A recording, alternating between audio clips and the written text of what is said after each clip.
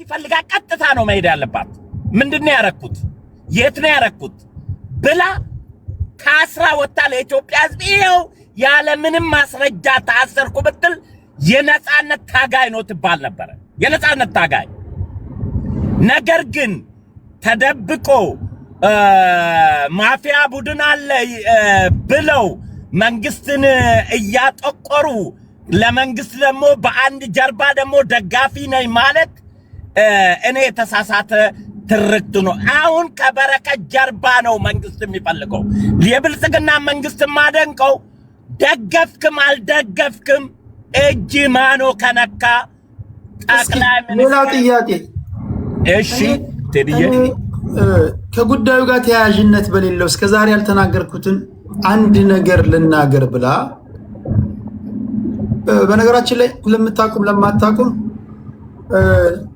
በታሪክ አጋጣሚ አባቴ በልማት ሲባል ምናምን ንብረት የፈረሰበት ቤት የፈረሰበት እኔ ኦሮሞ ነኝ ብላለች ምን አስፈለገ ኦሮሞ ነኝ ማለት ምናልባት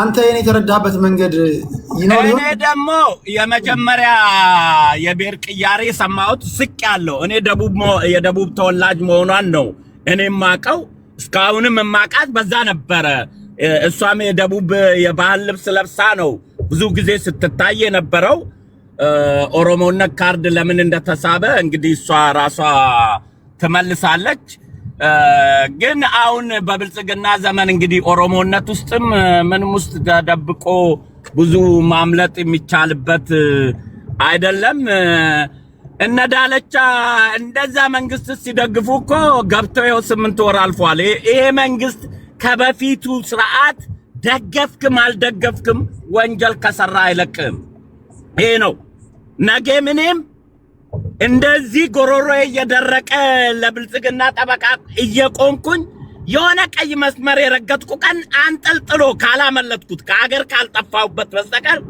አንጠልጥሎ እንደሚያስገባኝ በእርግጠኝነት ነው ይሄን ደግሞ አበረታታለሁ እኔ እጅ መቆረጥ ያለበት የመንግስት ደጋፊ ነው ከተቃዋሚ በላይ ምክንያቱም ለመንግስት ትልቁ አደጋ የሚሆነው ውሸታም ደጋፊ ስለሆነ ሌባ ደጋፊ ከሆነ እሱ ነው ዋጋ መንግስትን የሚያስከፍለው ብዬ ነው ማምነውና እኔ በዚህ ሊደነቅ ይገባል ይሄ ስርዓት እንግዲህ እድሜዋን ቀንሳ ለጠቅላይ ሚኒስቴር የተመኘች ልጅ የ8 ሚሊዮን ብር ነዳጅ ስለሰረቀች በዚህና በሚዲያ ፖሊስ ይፈልጋታል ብሎ የሚቃይ ሰው ካለ እንዴ አንዱ ቅድም አንተ ያልከው ነው እኔ ምን ለምን በረከት ገበሬዋ እነ በላይነህ ክንዴ እኮ የበረከት ገበሬዋን 4 እጅ የሚሆን ፋርም እኮ ያመርታሉ አላሙዲን እኮ የበረከት ገበሬዋን 100%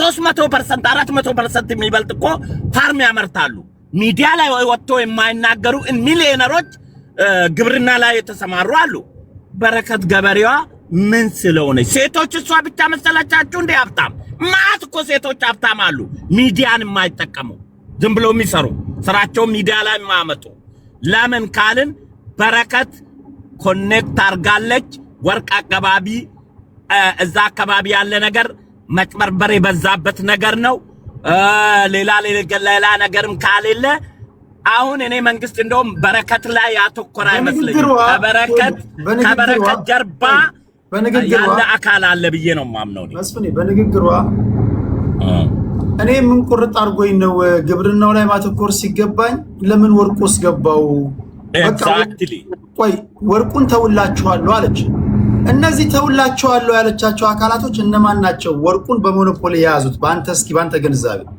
ያውለ እዛ ወርቅ ቦታ ያልገባ ኢትዮጵያዊ የለም ያልገባ ቴዲ አንተ እኮ ያውለ ነዳጅ ስንት እንደሚሸጥ ታውቃለህ እዛ 1 ሜትር ከ800 እስከ 1000 ብር ነው አንተ እንደምንም ተጋግጠ አንድ ቦቲ ነዳጅ ጋምቤላ ካስገባ ወርቅ መቆፈር አይጠበቅብህም በቃ ነዳጁ ራሱ አፈር ጋር ከምትጋጋጠው አትርፈ የምትመለሰው ጉዳይ ነው እዛ ጋር ያለ ሽኩቻ አለ ማአት አካላቶች ናቸው እዛ የሚሰሩት ባለስልጣኖች ማዕድን ፈቃጆች በባለስልጣን ጀርባ ሆነው ነው የሚሰሩት። ራሳቸው አይሰሩም። ራሳቸው ቦታ ላይ አይገቡም። ቦታውን ይፈቅዳሉ። አንተን ከፊት ለፊት ያረጉና ካንተ ጀርባ እነሱ ይሰራሉ። ያኔ እዛ ጋር የጥቅም ኮንፍሊክት ሲመጣ እነዚህ ባለስልጣናቶች ማን ናቸው? እነዚህ እንግዲህ ማዕድን ድርጅት ቢሮ አካባቢ ነው የሚሆነው። ከማዕድን ፍቃድ ሰጪዎች አካባቢ ነው የሚሆነው። ሽኩቻው እዚህ አካባቢ ነው የሚመስለኝ እኔ።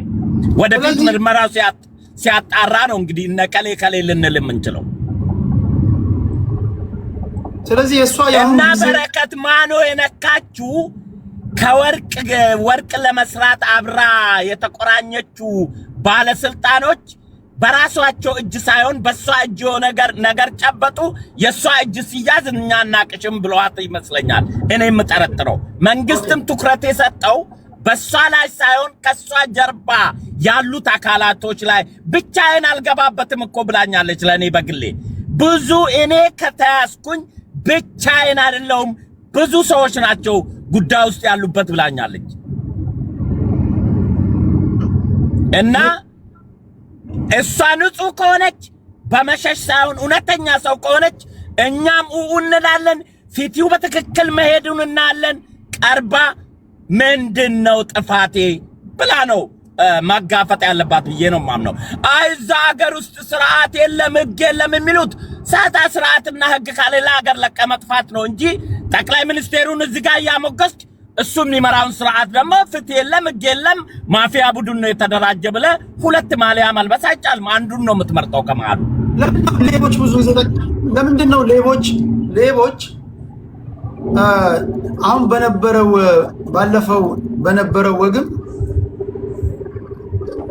ጠቅላይ ሚኒስትሩን በጣም አብልተው ያወድሳሉ፣ ሌሎቹን ይኮንናሉ። ጠቅላይ ሚኒስትሩን ማወደስ ምንም አይነት ወንጀል ብንሰራ እንደ ፓስኮድ ነው ብሎ ስለሚያስቡ ነው ወይስ ጠቅላይ ሚኒስትሩን ማወደስ ያውለ ጠቅላይ ሚኒስቴሩን እንግዲህ የሆነ ስሙን ከተጠሩ አጋጣሚውን አግኝተው ፎቶ ከተነሱ ታች ያሉት ባለስልጣኖች ይፈራሉ የሚል እምነት አላቸው። አንተ እኔ ቤቴን እያስተዳደርኩ የኔ ልጆች ወንጀል ካጠፉ ተጠያቂ ነኝ። ለፍትህ ስርዓት መዛባትና ፍትህ መጓደል ጠቅላይ ሚኒስቴሩ እኮ ኤምብሬላ ተጠያቂ ናቸው።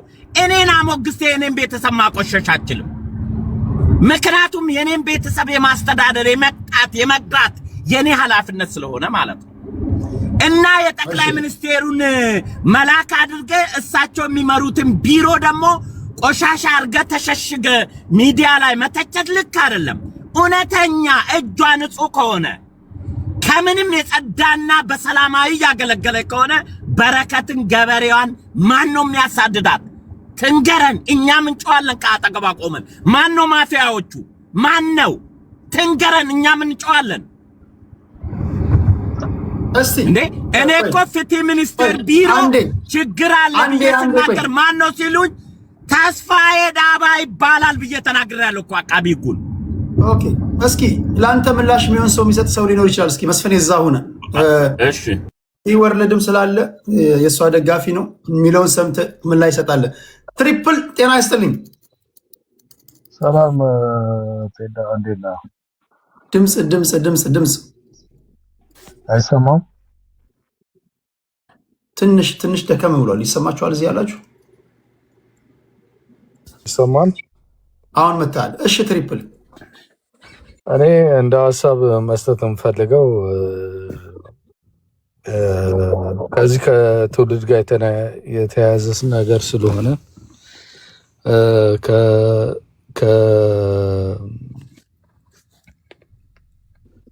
ከበረከት ገበሬው ጋር የተያያዘ ጉዳይ ስለሆነ ብቻ ስላልሆነ ይሄ ነገር አብዛኛውን ጊዜ ሰዎች በንግግር ውስጥ ብዙ ነገሮችን ሊያወራው ይችላሉ። ግን ዋናው ነገር መሆን ያለበት ሰዎች ኢትዮጵያ ውስጥ ያሉ ባለሀብቶችን በምን አይነት መንገድ መቆጣጠር ይቻላል የሚለው ነገር ጉዳይ ካልሆነ በስተቀር ሰዎች ገንዘብ ያላቸው ሰዎች በሆነ ጊዜ ላይ ከህጉ በላይም ሊሆኑም ላይሆኑም ይችላሉ ብዬ አስባለሁ። አሁን ዋናው ጥያቄ የሚሆነው እዚህ ጋር ያሉ ሰዎች እንዳለ የሚያወሩት እና የሚከሱት የሚፈልጉት ነገር በሙሉ ከገንዘብ ጋር የተያያዘ ብቻ ሆኖ ብቻ ሳይሆን እዛ ሀገር ካለው የህግ የበላይነት ጉዳይ ጋር የሚያያዝ ነው የሚሆነው። ያ ጉዳይ ገንዘብ ያለው ሰው ኢትዮጵያ ውስጥ ምንም ነገር ከህግ በላይ ነኝ ብሎ የሚያስብ ከሆነ እሱ ስህተት ነው የሚሆነው። ግን ገንዘብ ያላቸው ሰዎች በምን አግባብነት ነው እዛ ሀገር ላይ ቁጥጥር ያላቸው? ባለሀብቱም ቢሆን አብዛኛው ጊዜ አሁን ከበረከት ገበሬው ጋር ተያይዞ የተነሳው ነገር እኔ እስከ ሐዋሳ እስከማውቀው ድረስ ከአሳ ልማት ጋር ተያይዞ የነበሩ ጉዳዮች ነበሩ። ከዚህ ከሐዋሳ ጋርና ከአርባ ምንጭ ጋር ተያይዞ የነበሩ እነዛ ጉዳዮች ተድበስብሰው አሁን ታልፈዋል። ምን ነበሩ? ምን አደረገች እዛ አካባቢ? እዛ ላይ ሐዋሳ እና አርባ ምንጭ ጉዳይ ላይ ያሉ የአሳ የማውጣት ጉዳዮች ጋር ተያይዞ ሞርሊ አሳዎችን አውጥቶ በሰፕላይ ለማድረግ እስከ ውጭ ድረስ የነበረ ነገር እንዳለ አውቃለሁ። አሁን ከዛ ጋር ተያይዞ ብቻ ሳይሆን አሁን ከዚህ ጋር የሚያያዘው ነገር ከእሷ ጋር የተያያዘ ነገር በሙሉ ገንዘብ ኢትዮጵያ ውስጥ በምን አይነት መንገድ ነው እየተቆጣጠረ ያለው? መንግስት ባለሀብትን የሚሉ ሰዎችን በምን አይነት መንገድ ነው ገንዘባቸውን እየተቆጣጠረ ያለው ነው። ያ ካሌለ በስተቀር አሁን ሰዎች እሷንም ልክ ናት አይደለችም ብሎ ከመውቀስ ይልቅ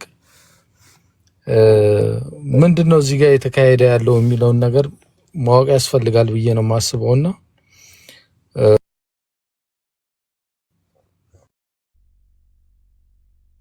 አለ ትሪፕል አለ። እሺ ከሰዓት አኳያ ክብራትና ክብራን ወደ ኢወርልድ እንሄዳለን። ኢወርልዳችን እንዴት ነው ትሄድሽ? በበረከትና በበረከት ዙሪያ ላይ ብቻ ምን አዲስ ነገር አለ? ምን ትለናለን? አዎ የመረጃ ትንሽ የለም ብለዋል ድሮ ህዋቶች ናቸው የሚሉት እና ትላንትና እንደው አንተ ጋር ስንገባም ትሄድ ደህና ነህ ወይ? እኔ ጎበዝ ሰው አንተንም ጨምሮ ደስ ይለኛል። እኔ ጎበዝ ስለሆነች የሚያበራየውን በረአፍ አትሰር ስለሚል ቅዱሱን መጽሐፍ በጣም ስለምታበራይ ስለምትሰራ እኔ በጣም እንትን ስስ ልብ እኔ በቃ እንደ እህቴ ሰነፍ አለችኝ እንደሷ ብትሆን ምላት ልጅ ነችና፣ ግን እኔና አንተ ትላንትና ስንገባ አያና አግኝቷት እዛ ፋሪዎል ነው ምናምን ባል አንተ ጋር ግቢ ብዬ ለምኛታለሁ። ፋሪዎል ይባላል መሰለኝ እሱ ጋር ፓርት 1 ፓርት 2 ብላ የለቀቀችው አለ። እዛ ላይ እሷ እኔ እንደሰማሁት አንተም አሁን ሄደ መስራት ትችላለህ። ጆርናሊዝሙ ስላለ ኢንቨስቲጌት ማድረግ ወርድ አናሊሲስ ስቴትመንት ላለና የምትለው የውጭ ሀገር ሰው ጠቅላይ ሚኒስትር እንዲሳደብ አልፈልግም ማለትም ባሉ ማለት ነው። አልፈልግም፣ እኔ እጋፈጣለሁ፣ ንብረቴን ጥዬ አልወጣም። ነገር ግን 7 ጊዜ ጠይቄ ከጠቅላይ ሚኒስትሩ ጋር ፍርድ ቤቱ አዞ የከለከሉኝ አልሰጥም። እዚህ ላይ ይሄን ቸዲሻ አብዛኛው ህዝብ ያውቃል። አንዴ ጥያቄ ልጠይቅ። አሁን ይሄ ጉዳይ ወንጀል ሰርታለች ፍርድ ቤቱ ጋይስ አንዴ እኔ ልጠይቅና ላወርድ ነው። ትዕግስት አንዳንድ ጉዳዮች ላይ ትዕግስት የለኝም። አንዴ ሰማኝ። ቆይ ፍርድ ቤቱ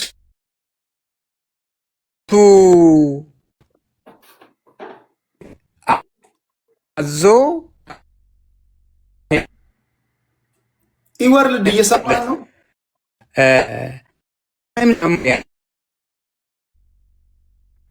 ኔትወርክ ያስቸግራል። ለሚዲያ ውበት ላክብር አላቸው እሺ አንዴ ሚዩት እናድርገው። ኔትወርክ እስኪስተካከል ኔትወርክን አስተካክል። ኢንወርልድ ጋይስ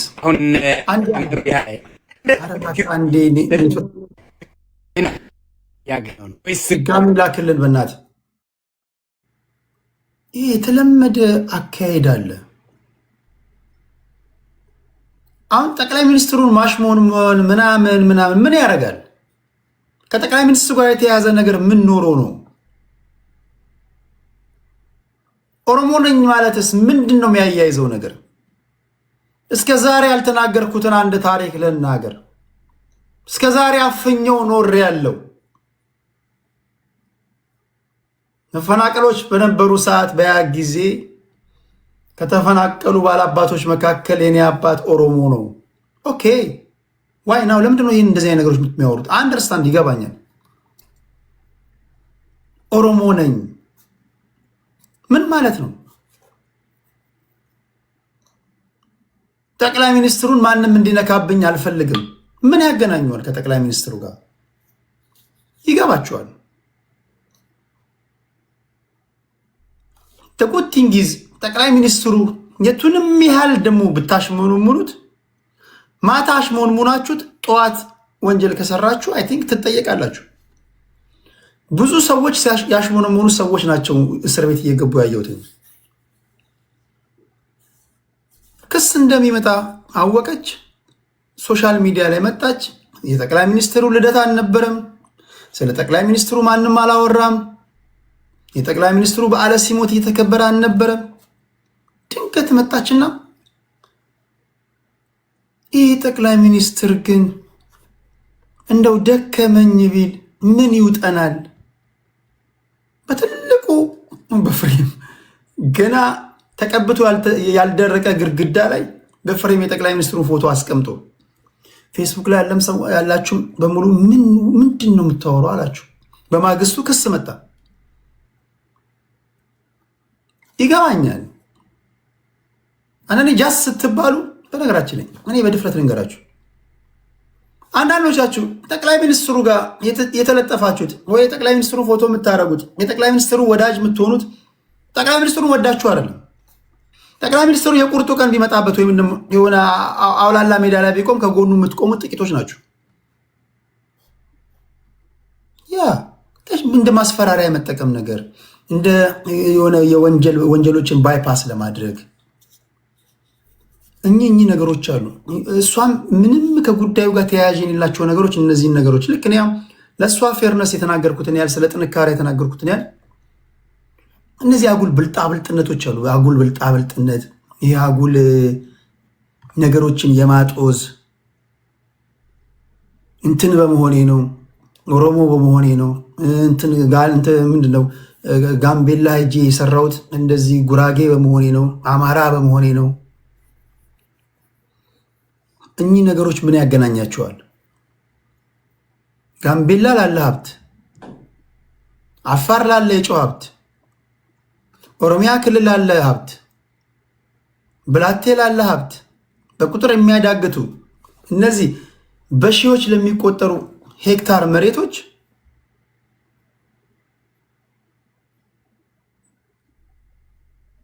ማንነትሽ ታይቶ አይደለም የሰጠሽ። ኢንቨስተር ነኝ፣ ኢንቨስት አደርጋለሁ፣ አቅም አለኝ። አሁን ጠቅላይ ሚኒስትሩን ከዚህ ጋር ተያይዞ የውጭ ሰዎች ማንም ጠቅላይ ሚኒስትሪን እንዲናገርብኝ አልፈልግም። ምን ማለት ነው? ከየት የመጣ ነገር ነው? ማን ተናገረ? ጠቅላይ ሚኒስትሩ በዚህ ጉዳይ ላይ ማን ተናገረ? ኤርትራውያን ተናገሩ? ኬንያውያን ተናገሩ? ማን ተናገር ያላት? ያው ይገባቸዋል። እኚህ ነገሮች በነገራችን ላይ ፍርድ ቤትም በምናምንም ለተለያዩ ሰዎችን ሲጠቅሟቸው ምናምን ኖረዋል። ግን እንደዚህ ያሉ ነገሮችን እኛ ኢንተርቴን ማድረግ የለብንም። የፌዴራል ፖሊስ የያዘን ያስነበበን የክስ ወንጀል አለ። ያንን ያነበብኩላችሁ። የሰራችሁ መልካም ነገሮች አሉ። ያንን ነግሬያችኋለሁ። ፍጻሜውን የምናገኘው ለጊዜው ተጠርጣሪ ናት። ፍርድ ቤት ደግሞ ግራ ቀኙን አይቶ ወንጀል ሰርታለች አልሰራችም የሚለንን ነገር ደግሞ ተከታትለን እንዘግባለን። እስኪ መስፍን ፈይሳ ወደ አንተ ልምጣና በዚህ ጉዳይ ላይ ምን ትላለህ ወንድሜ? ያው ለእኔ ቴዲ እኔ ማንኛውም ኢትዮጵያዊ በረከት የመንግስት ደጋፊ ድቤ መቺ ባትሆን ኖሮ በፖለቲካ አቋሟ ነው ያሳደዷት ብላችሁ ልትተቹ ትችላለ። ልታደንቁ እኮ ነው የሚገባው። ይሄ መንግስት ቂጥን ገልብጠ እንደ ከበሮ ብትመታለት እንኳን ስተት ከሰራ አይለቅም ማለት ነው የሚለው እኮ እንደውም በቃ ጠንካራ መንግስት ነው መባል ነው። ስንት ነው ለዚህ መንግስት ሲማል የነበረው እየገባ ያየ ነው። የኔም አይቀርልኝም እንግዲህ ቀይ መስመር ካለፉ እኔም ድቤን ተገልብጬ ነው ለመንግስት ድቤ የምመታው። የጠቅላይ ሚኒስቴሩን ፕሮፋይል ነው ማረገው። ቀይ መስመር ያለፍኩ ቀን ቶሎ ከሀገር ካልጠፋው በስተቀር እኔንም እንደማይለቀኝ 100% እኔ አምናለሁ። መሆንም አለበት ብዬ ነው ማለት። እሺ መስፍኔ፣ አሁን በረከትን አንድ ነገር ላንሳ። በረከት ከመጀመሪያው ከኔ እድሜ ይቀነስልኝ ባለችው በሁለተኛ ቀን ነው ታቅ ነበረ ፖሊስ እየፈለጋት እንደነበረ እና እቺን ቲፕ ላድርግና ፕራይም ሚኒስቴሩ አንድ ነገር ይሉልኛል። እሳቸው እንደውም ያጠብቃሉ እንደዚህ አይነት ነገር። እሳቸውን ስም ጠርተህ እሳቸውን የሚያስከብር ስራ ካልሰራህና ሌብነትና ወንጀል ላይ ስትሰማራ ካየ እንደውም ካቴናውን በደንብ ጠበቅ አርጉ የሚሉ መሪ ናቸው። እንደውም ጠበቅ አርጉበት፣ የኔን ስም እየጠራ በኔ እየማለ የሚሰርቅ ሌባ እጁ ላይ ካቴና ጠበቅ ይበል የሚሉ መሪ ናቸውና እኔ ደግሞ ይሄንን በጣም ነው ምረካበት። ስለዚህ አንዳንድ ሰዎች ልክ በቃ በረከት የተለየች ፍጡር ወይም እሷ ብቻ ሴት ሀብታም፣ እሷ ብቻ ኢንቨስትመንት ላይ ተሰማራች፣ ግብርና እሷ ብቻ ኢትዮጵያ ውስጥ እየሰራች፣ በጎ ድርጅትም እሷ ብቻ እያገለገለች እንደሆነ አድርጎ እንደውም ይሄን መንግስት ልታበረታቱ ይገባል። ማንንም አይለይም ማለት ነው። ፍቲ ከተዛባ ብላችሁ ልታደንቁ ነው የሚገባው። እኔ እስቲ ይርታቸው ምን ትላለህ ቴዲ? አንደኛ ኢትዮጵያ ያለው ጉዳይ ስታየው የዚህ ሴትዮ አሁን ብዙ ነገር ምክንያት ሆነ እንጂ አብይ ከመጣ ጀምሮ የወንጀል መስፋፋት፣ የስርቆት፣ ኤኒቲንግ ወንጀል ሲሰራ፣ ሲሰረፍ፣ ሲደረግ፣ ቤቱ ሲፈርስ ሁሉ ሆነ ተብሎ የሚደረግበት አንዱን ለመጥቀም አንዱን ለመጉዳት የሚደረግ ነገር ነው ብዬ የማምነው። ለምን በዚህ ደረጃ እንዲያድግ ወንጀሉ እንዲስፋፋ ስርቆቱ ሁሉ ያውቃል እኮ መከላከያ ያለው ሁሉ ነገር አንድ መንግስት እየወደቀ በሚሄድበት የመጨረሻ ግብአቱ እንደዛ እየሆነ እየተጋለጠ ነው ያለው። ስለዚህ እነ አቶ ዮሐንስ ባያለው አይታቸው ከሆነ ፎቶግራፋቸው ምን ይመስላል? ተረኛው ደግሞ የአብይ ተላላኪ የሆነ ከሱ ጋር የሚቆም ደግሞ ምን መስሎ ሊፈነዳ ነው ያለው። በከራባታው ላይ አንገቱ ሊፈነዳ ነው ያለው። ስለዚህ አለውና ይሄ ዘረኛ የሆነ ስርዓት ስታደርግ እንደዛ ነው። ካልሆነ ጥቅም ካልያዝከው ስርዓቱ የለም። እኩልነት፣ ፍትህ እንደሌለ ሁሉ ያውቃል። ጥቅሙን ለማስከበር ብሎ ነው እዛ የሚላላከው እና መከላከያው እየተማረከ ያለው አሁን ስጠይቀው ምንድነው በቃ ተስፋ እንደቆረጠ ከዚህ ጋር ብቻ ንገረን ይርታቸው። ተበረከት የመንግስት ድክመት ነው እዚህ ያደረሳት እንጂ መንግስት ነው ባለጊዜ ሆና ተረኛ ሆና እድል አግኝታ ሌላው የማያገኘው ለራሱ መሸፈን የማይችልበት ራሱ መንቀሳቀስ የማይችልበት እሷ በወታደር ባላት ግንኙነት ታጅባ ቦታዋን ተከብሮላት የመንግስት ሽፋን ስላለው ነው እንጂ እሷ ከማንም ኢትዮጵያዊ የበለጠ ዕውቀት ኑሯት አይደለም። እኛ እኮ ራሳችን አንሸጥም፣ ለመላው የኢትዮጵያ ሕዝብ ለወደፊቱ ተጠያቂ አንሆንም፣ የታሪክ ተወቃሾች አንሆንም ብለን እንጂ ያንን ኦፖርቹኒቲ እኮ አግኝተን ነበር። እንኳን ከአሜሪካ የሄደ የአሜሪካ ተሰሚነት ያለው ሰው ቀርቶ የሌለው እንኳን ያንን እድል ሲያገኝ ላጥ ነው የሚያደርገው። ግን መች ነው አግኝታችሁ የነበረው ይሄን እድል? መች ነው? በማን ጊዜ? መች ነው አግኝተህ የነበረው ይሄን እድል? 2022 በኢትዮጵያ አሁን ከ4 ዓመት በፊት ማለት ነው። ይህ ነገር እድሎች አቀረቡልን። አዲስ አበባ ሄጄ የአንድ ስልጣን እንትን አብረን ምሳን በላን ማለት ነው። አዳነች አይደለችም፣ ሌላ የአዲስ አበባ አስተዳደር ደግሞ የአንድ ክፍለ ከተማ በቃ ኢንቨስት ቦታ እንስትህ ምናምን አሉ። በእውነት እኔ በፋሚሊ እንትን ልንገር እኔ ትዝ የሚለኝ አልኳቸው ክፍለ ከተማው ሰው ኢንቨስት እንድታደርግ መሬት ልስጣለ እና ምን ተባለ? ለራሱ ቤት የሌለው ሰውዬ እሺ አስተዳደር ነው የሌላው አፈናቅሎ ይሰጣል። ምን ስልጣን አለዋ። ከዛ እኔ እኮ ትዝ ይለኛል አልኳቸው። ምንድነው ትዝ የሚለኝ ሲሉ ከተማ መሬት አይሰጥም። ቆይና እንግዲህ የከተማ ዳር መሃል የሚባለው ነገር ኢንፋክት ግን አንድ ክፍለ ከተማ አስተዳደር እንትን ሲልህ ስትገናኝ የራሳቸው እንትን አላቸው። እዚህ አሁን መስፍን በሚለው መንገድ አይደለም እኔ የሚሄደው እና ምን አሉኝ እንደዛ ሲሉኝ አይ ይሄማ ግን ቆይ መስፍን እያለ እንዴት ለአንተ እንደዚህ አይነት እድል ሊሰጡ ቻሉ? ኢንቨስት ማድረግን እንትን ስለ ያውቃሉ የምታወቅበት መንገድ አለ። እኔ አማራ ክልል እኮ እስከ ፕሬዝዳንቱ እስከ ቫይስ ፕሬዝዳንቱ በሙሉ መከላከያ ልዩ ኃይሉ ብዙ እንትን አለኝ ኮኔክሽን አለ። እስከ ወልቃይት ያለኝ ትስስር ቀላል አይደለም። በዛ ሰዓት ያንን ተጠቀማለሁ ነው። ኮሎኔል ደመቀ የወልቃይት አስተዳደሮች በሙሉ ሀገሬ ነው። ትልቅ ዝግጅት አድርጌ 460 ሚሊሻ ተጠርቶ እኔ መረጃ ብዙ ማውጣት አልፈልግም። ብዙ ነገር የተቀበሉኝ ተወልጄ ያደኩበት ቦታ አለኝ እኮ እና ያንን ሁሉ በፌስቡክ እያስተላለፍኩት ነው የመጣው። በቲክታክ አልነበረም በዛ ሰዓት፣ ግን ፌስቡክ ላይ ላይቭ አስተላልፍ ያለው በራሴ እንዲያውም የሰራሁት ጀብድነትና የተሸለምኩትን ቦታ ቤተክርስቲያኑ ካባው የተሸለምኩበት ሁሉ አድርገው ነበር። ግን አድማ አድርገው ፌስቡክ ይርታቸው መኮንን ገብሩ የሚለውን አጥፍተውትብኝ ነው እንጂ ብዙ ነገር እዛ ኤቪደንስ ሆኖ እንትን ይል ነበር። ነገር ግን ይህን ምንድነው ያልኳቸው አንተ አልቀበልም ያልከው ለምንድን ነው እኮ ለዛ ልነግርህ ያንን ያልኩት የቁጠባ ቤት የአዲስ አበባ ቤት ትዝ ይልሃል? እኔ ትዝ አይለኝም። የቁጠባ ቤት ጆሃር በዱላ እንዲገቡ መተው እሱ ነው የነገርኳቸው። እኔ ምን ዋስትና አለኝ የዚህ አዲስ አበባ ይህን ስርዓት አላምነውም ነው ያልኳቸው።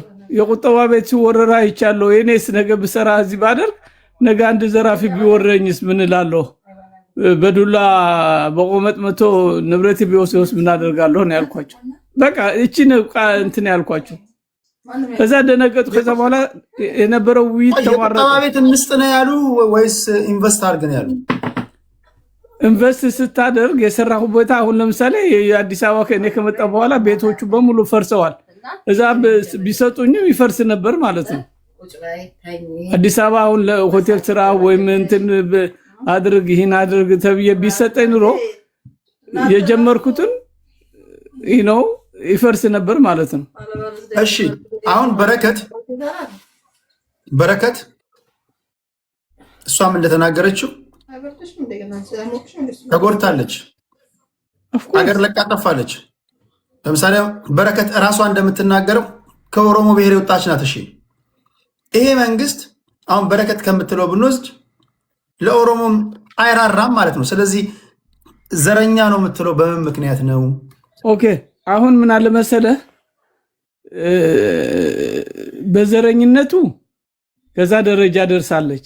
ነገር ግን ከአቅሟ በላይ ደግሞ ተለጠጠች። አሁን ደግሞ ይሄ ጦርነት ያመጣው የጋዝ ነገር እንደገና በሷ ስም ተጠቅመው እኮ ባለስልጣኖቹ ተመልሰው ይሸጡት ነው ያለችው።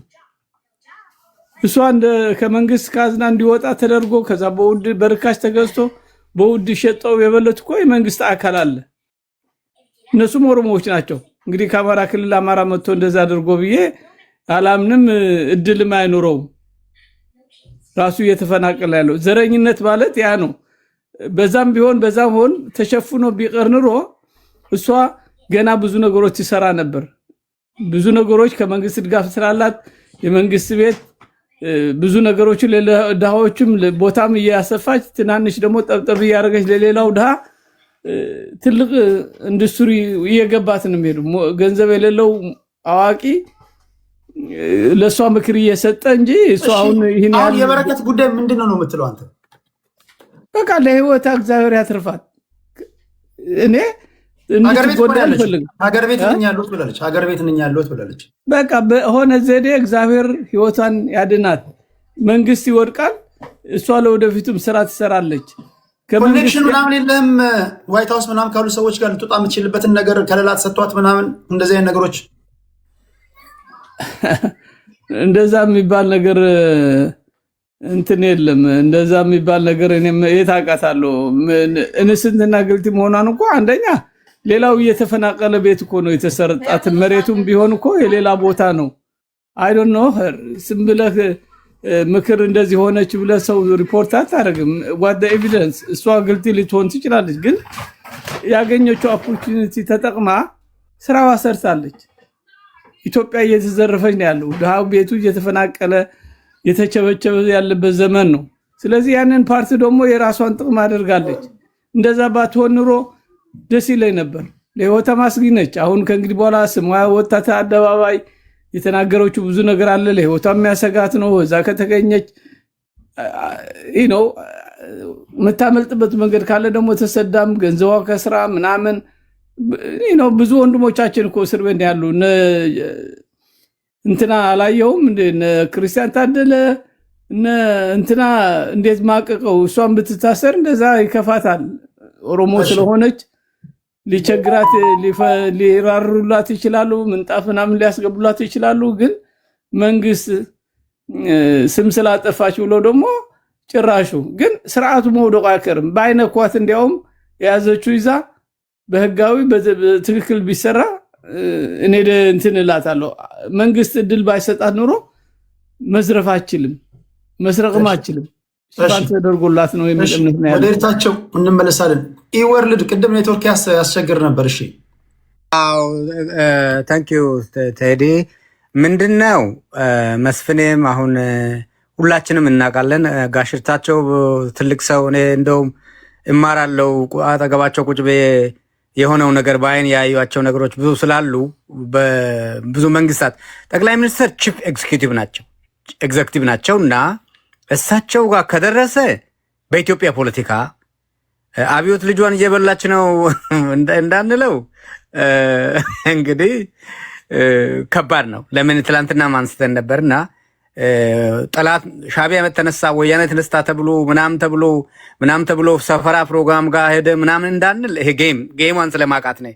ፖለቲካል ጌሟን አንተም ስለምታቅ ጌሟን ውስጥ የተጫወተች አጀንዳ ሰጥታ ምንም ነገር አይወራ እኔ ይዘዋለሁ እስከ ምርጫ ስለኔ ይወራ ካለች እንግዲህ የኢትዮጵያ ሕዝብም አይለቃትም።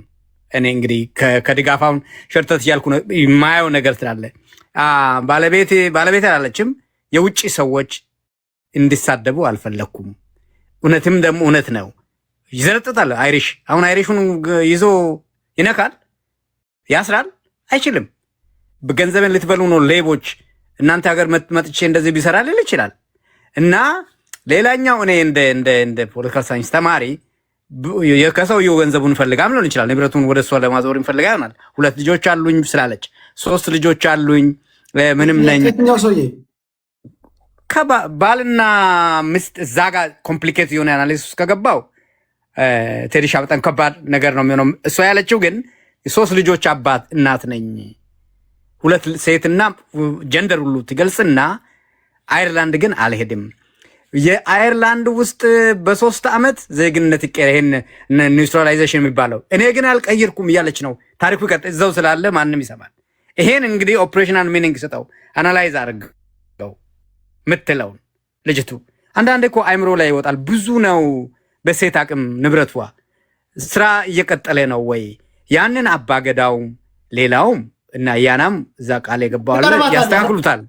ተቀርባታል በቤተሰብ ደረጃ ነው የምትቀርባው። እኔ በጣም ቀርባታለሁ ግን አሁን እኔ እንግዲህ በደንብ ነው በፌስቡክ የምንጻጻፈው፣ በሌላ በጠበቆቿ በምናምኗ ስራው ነው። እዛኛ ጋር እርሻ አላት። ጥያቄ ልጠይቅህ፣ ብዙ ጊዜ ቀርባታለሁ ምናምን ስለምትል እስኪ ይህን ጥያቄ ልጠይቅህ። የሴኪሪቲ ካምፓኒ ያላት ሞርታር ድሮኖችን ምናምን ትሸጣለች፣ መሳሪያዎችን። ይህን ሰምተሃል? እንደው በጨዋታ ለየትኞቹ የአፍሪካ ሀገራት እንደሸጠች እና የትኞቹን የአፍሪካ ሀገራት እንዳማከረች ታውቃለህ? መሳሪያ በመሸጡ ረገድ ለእነማን እንደሸጠች? እኔ ወንድሜ አልፈራም እና ባጫ ጋር ጫማ ከመለካካት ከጀመረች እንዲሁም ያጠፋታል ከሀገር። እሱ ነው የሚሸጠው፣ ለእሱ ነው የተሰጠው ያ ስራ።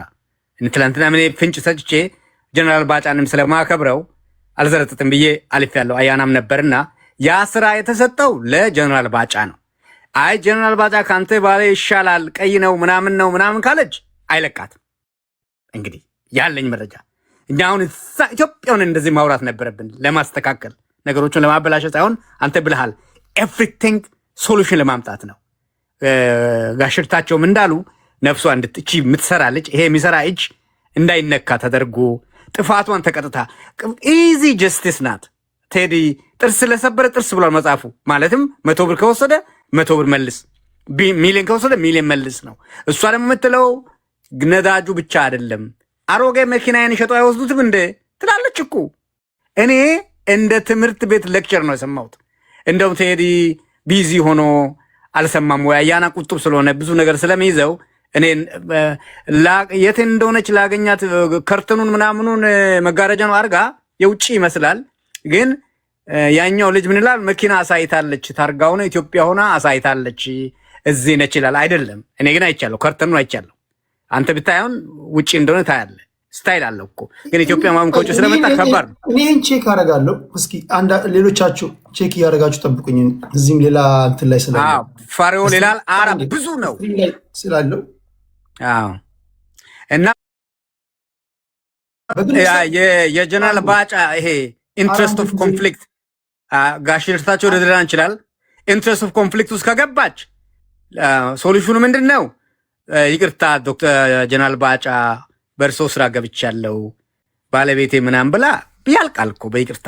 አንተ እግዚአብሔር ይስጥህ አንተን ደውላ ፌርሊ እንትን ባልከው ማመስገን። ግን ምስጋና እኔም እኮ ንፉግ ነን እኮ በቃ ፖለቲካል ካልቸራችን ከባድ ነው ቴዲ። ዛሬ ግን የትኛውንም እንትን ከገባ እንድታሸንፍ አደርግሃለሁ። እኔ አንተ በርታ። ግን ልጅቱን አሁን እንትን ብላለች ቢዝነሱ ላይ እርሻው ውሃ ካልጠጣ ይደርቃል። አሁን የአብይ አትክልት ስንቱ ነው የያዘው? ይሄ ግሪን ሌጋሲው ምንም አብዛኛው አልያዘም። ለምን ይተክላል እንትን ነው ያሳያል፣ ውሃ የሚያጠጣል የሚንከባከብ የለም። እና እርሻዋ አሁን በትክክል እየሄደ ነው ወይ? እኔ ከወላይታ አካባቢ መጥተዋል። አንተ ዝም በል ብለውኛል። አሁን ቀይ የሚለቁ እነሱ ናቸው። ፍሪደም ኦፍ ስፒች አለ ወይ ቴዲ? አንተ እኮ ትለዋለህ እኮ እዛ አልደረስንም። የጎን አሁን ጋሽርታቸው እኔን ትልቅ ናቸው አዋቅ ናቸው በአይን አይተዋል። እኔ በቲዎሪ ማነባቸውን ብሉኝ ጋሽርታቸው እዚህ አልገባኝም ብል የጎንዮሽ አላዳበር ነው። አንተ መተህ ነው እንጂ አሁን አለን የለም እኮ ስድብ ነው ብሽሽቅ ነው የሰው ስም አልጠራም ነውና እና ባጫ ደበሌ ገባ መቀሌ የተባለው ነው ያንን ስራ ያዘው። እዛ ውስጥ ገብቼ ባለ ይውሰድ ካለችው ሴኩሪቲ ላይ አሁን ህዋት የሚጠይቀው ትልቁ ጥያቄ ሴኩሪቲ ውስጥ የለውምና እናንተ በወሰናችሁት ውሳኔ አልተዳደርም። እውነታቸው ነው። ድሮ እና ኃይለማርያም ነበሩ እነ ምናምን ነበሩ። ኢንፎርሜሽን ሊክ ያደርጋል ገብተዋል። አሁን ግን ዘግቷል። አብይ ይሄ ግሩፕ ቲንኪንግ በምንለው አያና የሚጠቅመላ ያለች ምርት እና ይፈራ አሁን በዛው ባጫ አንዱ ነው። ተረጋገጠ ሁኔታ እንትና ነው ትወገድ አይሏትም። አብዮት ልጇን አይበላ መቼም። ሪሪዬ እንዴት ነሽ? ቆይ አሁን ዝም ብለን እንትን ባላለ ነገር ይሄ እንግዲህ ብዙ ሰዎች የሚያደምጡት ሚዲያ ነው። እንትና በሆነው ነገር ላይ እናውራ። አሁን እዚህ ጋር ጀነራል ባጫ ነው እንትና ስንል ምንድን ነው ይሄ? መረጃ አለ እኮ እሱ ማን እንደሚገዛ የተናገረ ነው። ሚዲያ ላይ አለ። መረጃ ካለ መረጃውን ይዘህ መተህ ሚዲያ ላይ አለ። ሚዲያ ላይ ያሳየህን ምናምን ካልሆነ ዲፋሜሽን ነው የሚሆነው። ዝም ብሎ ስም ማጥፋት አይደለም። ነው አይ ዶንት ዋና ዲፌንድ ነው። መረጃው ካለ የሚገዛው ኦኬ፣ መረጃው ካለ ከመረጃው ጋር አንደርስታንድ። በቃ መረጃ ነው አመጣለሁ እዛው እሳቸው ሄደው አሁን ዋናው ነገር አሁን ሌሎቻችሁ በጣም የተወዘጋገባችሁት የተጨበረበራችሁት ፎከስ የምታደርጉት ምናልባት እኔ አንዳንድ ፖለቲከኛን የተለያዩ ቫሪያብሎችን ገጣጥሜ ይሄ ነው ሌሎች የሚችለው ብዬ ሃይፖቴቲካል ስቴትመንት ነው ያስቀመጥኩት። ይሄ ሊሆን ይችላል ላይሆን ይችላል፣ ግን ድሮን ሸጣለሁ፣ ሞርታር ሸጣለሁ። አፍሪካ ሀገራት ከሪቤል ፎርሶች ውጭ ስልጣን ላይ ያሉ መንግስታትን እናማክራለን። ድሮን እንሸጣለን፣ ሞርታር እንሸጣለን። ድሮን አሁን ይህን ፋኖች ገና መስማታቸው ነው። ፋኖች ራሱ ሊያዙ ይችላሉ እኮ 5-4 ድሮን። ከዛ ቀላል አይደል ነገርየው። በግለሰብ ደረጃ ድሮን ምናምን እሸጣለሁ ሞርታር ምናምን የሚል ነገር ስትሰሙ እንዴ ይህ በጣም ሴንሲቲቭ ጉዳይ ነው። በግለሰብ ደረጃ ድሮን ይሸጣል። ሜቢ ፈርስት ፐርሰን ፒቪ ምናምን የሚባል ድሮን አለ። እነዚህ ዝም ብለው ለሰብል ምናምን ሪከርድ ለማድረግ ዶክመንት ለመያዝ እነዚህ ካሜራ ያላቸው ምናምን እነሱ እንዳይባል ድሮን የሚባለው ነገር የመጣው ከሞርታር ጋር ነው። እስካሁን ባለኝ መረጃ እስኪ እናንተ ማግዙ። በግለሰብ ደረጃ ያውም አፍሪካ ውስጥ ትልቅ መሳሪያ አምራች ካምፓኒዎች ዓለም ላይ እያሉ አሜሪካ ውስጥ ይሄ ናሽናል ራይፋል አሶሲዬሽን የሚባል መሳሪያ አምራች ኩባንያ ባለበት ሀገር ላይ አፍሪካ ውስጥ መሳሪያ እነዚህ ኢንተረስት ግሩፖች ናቸው የእልቂቶቻችን ምንጮች። እነሱ መሳሪያ ለመሸጥ ነው የሚያዋጉን። በሞኖፖሊ የያዙት ቢዝነስ ነው። ድሮን እንደዚህ በግለሰብ ደረጃ ሞርታር ምናምን መሳሪያዎች እንደዚህ ግለሰቦች አይዶ ነው ይሸጣሉ። ይሄ ራሱን በቻለ መንገድ ኢንቨስቲጌሽን የሚያስፈልገው ነው። የተናገረችው ነገር ነው። ግን የትኛውም መንግስት ይህን ንግግር በቀላል አያይ።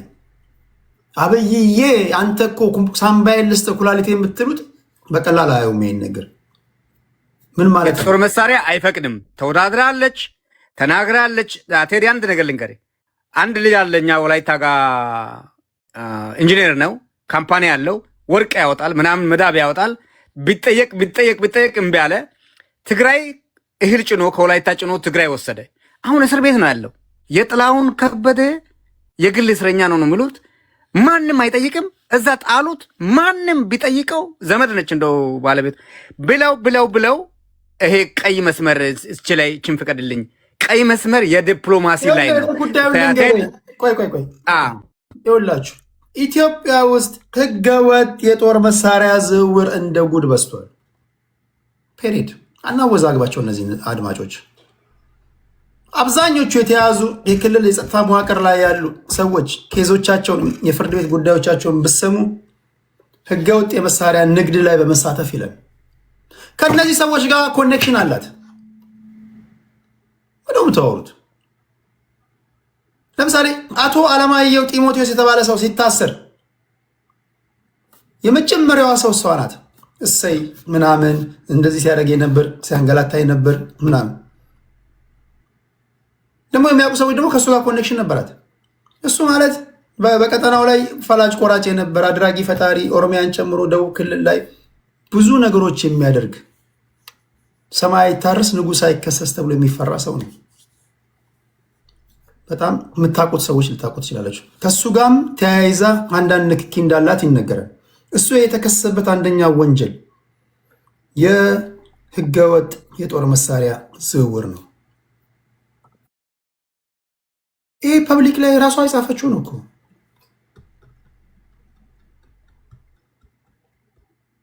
አየህ፣ ለዛ ነው እኔ አሁን ጥቃቅና አነስተኛ ነገር ስታወሩ ኬዙን እንትን ያሳንሰዋል። እንደዛ አይደለም። ነዳጅ ምናምን እሱ አይደለም። ነዳጅ ምን መስፍን ፈይሳ ሮቢ አይከፍልላትም እንዴ? ዋስ ይሆንላታል ወይ? እዚህ ውስጥ ይርታቸው ራሱ ይከፍልላታል። እሱ አይደለም ኬዙ። ግን ይሄን የምታደርገው በረከት ብቻዋን አይደለም። ልክ ነህ። እዛ ላይ ልጠቁምልህ ኢምፖስብል ብቻዋን ቼን ነው፣ የተያያዘ ነገር ነው። አንድ ነገር ልጠቁምህ እዛ ከፈቀድክ አንዴ ወደ በላይነህ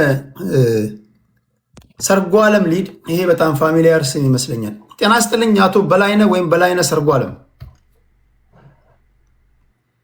ይሄ በነገራችን ላይ ይሄ ኬዝ እዚህ ለጠቅላይ ሚኒስትሩ ቀርባለሁ እንትን ነኝ ምናምን ብትፈርጡ ብትነሱ ምንም ይሄ በሚዲያ ጋጋታ ፕሮፓጋንዳ ብትሰሩ መፈክር ብታወጡ የሚጠራ ነገር አለ። እኔ ልንገራችሁ ዝም ብላችሁ 4-5 ምናምን ተሰብስበው 2000 3000 ሰው ይዘህ ምናምን ድምፅ እንውናት ምናምን በድምፅ የሚሆን ነገር አይደለም። ይሄ የተጨመላለቀ የተወሳሰበ የወንጀል እንትን ነው። እንዴ እንደው የሚጸዳው አይ ዶንት ኖ። ጠቅላይ ሚኒስትሩ ባሉበት ሁኔታ ላይ ይሄን ሊያጸዱት ይችላሉ ወይ? አይ ዶንት ኖ። ግን ሰንሰለት ነው። የጦር መሳሪያ ሲገባ ኮንትሮባንድ ሲገባ ከቦርደር ጀምሮ እያስለቀቀል ኬላ ላይ ከዛ በኋላ የክልሉ የጸጥታ ቢሮ ኃላፊ ከዛ በኋላ ምክትሉ አለ፣ ፖሊስ አለ፣ አዛዡ አለ፣ መከላከያ ውስጥ ያሉ ሰዎች አሉ። ይሄ ቼን ነው። ዝም ብላ ብቻዋን የምትነግደው ነገር አይደለም። ዋናው ነገር ይሄ ነው። ትልቁ ኢሜጅ እዚህ ላይ ነው ፎከስ ማድረግ ያለብን። አሁንም እንደ አንድ ፖለቲከኛ የተናገረችውን የተለያዩ ነገሮች ገጣጥሜ እነዚህ ናቸው ሊሆኑ የሚችሉት ከጻፈችው በመነሳት ከተናገረችው በመነሳት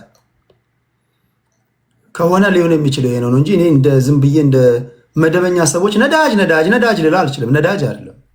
እሺ ወደ አቶ በላይነህ ልሂድ። እሺ በላይነህ ጤና ይስጥልኝ።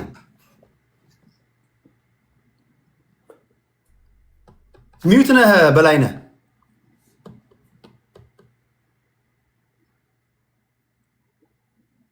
በላይነህ አለ በላይነህ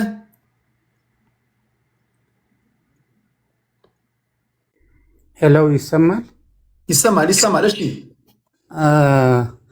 እድሉን ስለሰጠህ በጣም አመሰግናለሁ። የኔን ጉዳይ መች የማያውቅ ሰው የለም። ይችን ሴትዮ እኔ ከሚዲያ ውጭ አላውቃትም። ሴት ነች ብሎ መንግስት ይሽልማት፣ ጀግና ታታሪ ነች ተብሎ በየሚዲያው ስታጣበብ ነው የማውቃት። ግን ይሄ ጉዳይ ከእኔ ጉዳይ ጋር ከፍትወት ጋር ስለሚገናኝ አንዳንድ አስተያየት መግለጽ እፈልጋለሁ። አንድ ነገር ልናገር እፈልጋለሁ፣ በእኔም የደረሰ ስለሆነ። አንድ ሰው ለመታሰር ሲያስፈልግ ያን ሰው ከመጋረጃ ጀርባ ለማስገባት ሲፈለግ ወይም ሀገር ጥሎ እንዲኬድ ሲፈለግ ወንጀል ነው የሚፈለግለት። ይህንን ደግሞ በእኔ ያጋጥሞኛል። የፍትህ ሚኒስቴር ሰዎች ባሉበት ሰነድ ስላለ ማስረጃ ስላለ ነው የምናገረው። ኮልፌ ተከስሼ ኮልፌ አላስኬዳቸው ሲል በሐሰት ልደታ ተከስሼ ልደታ አላስኬዳቸው ሲል አዲስ ከተማ አድርገው 3 አቃቢ ህግ ታዋቂ ባለስልጣኖች ገብተው ነፃ ወጥቻለሁ። ስለዚህ ይቺ ሰው እኔ ምን ትስራ የማውቀው ነገር የለም። ግን ይቺ ሰው ዋንትር ተብላ ነው የወጣችው። ይቺ ሰው ታዋቂ ነች፣ ፊገርድ ነች። እንግዲህ ዛሬ ነው ያርገውና ሚዲያውን ሁሉ አጣባ የነበረች ሰው ነች። ስለዚህ ዋንትር ተብላ መውጣቷና እኔ ጥርጣሬ መጋረጃ ጀርባ ካረጓት እንዴት አድርጋ ነው እውነቱን ማጋለጥ የምትችለው?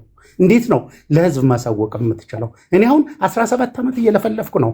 ቲክቶክን በላይነህ ሰርጎ ዓለም ብላችሁ ገብታችሁ ማየት ትችላላችሁ። የኔን ጉዳይ የማያውቅ የለም። ፍትህ የሚሰጥ አካል የለም።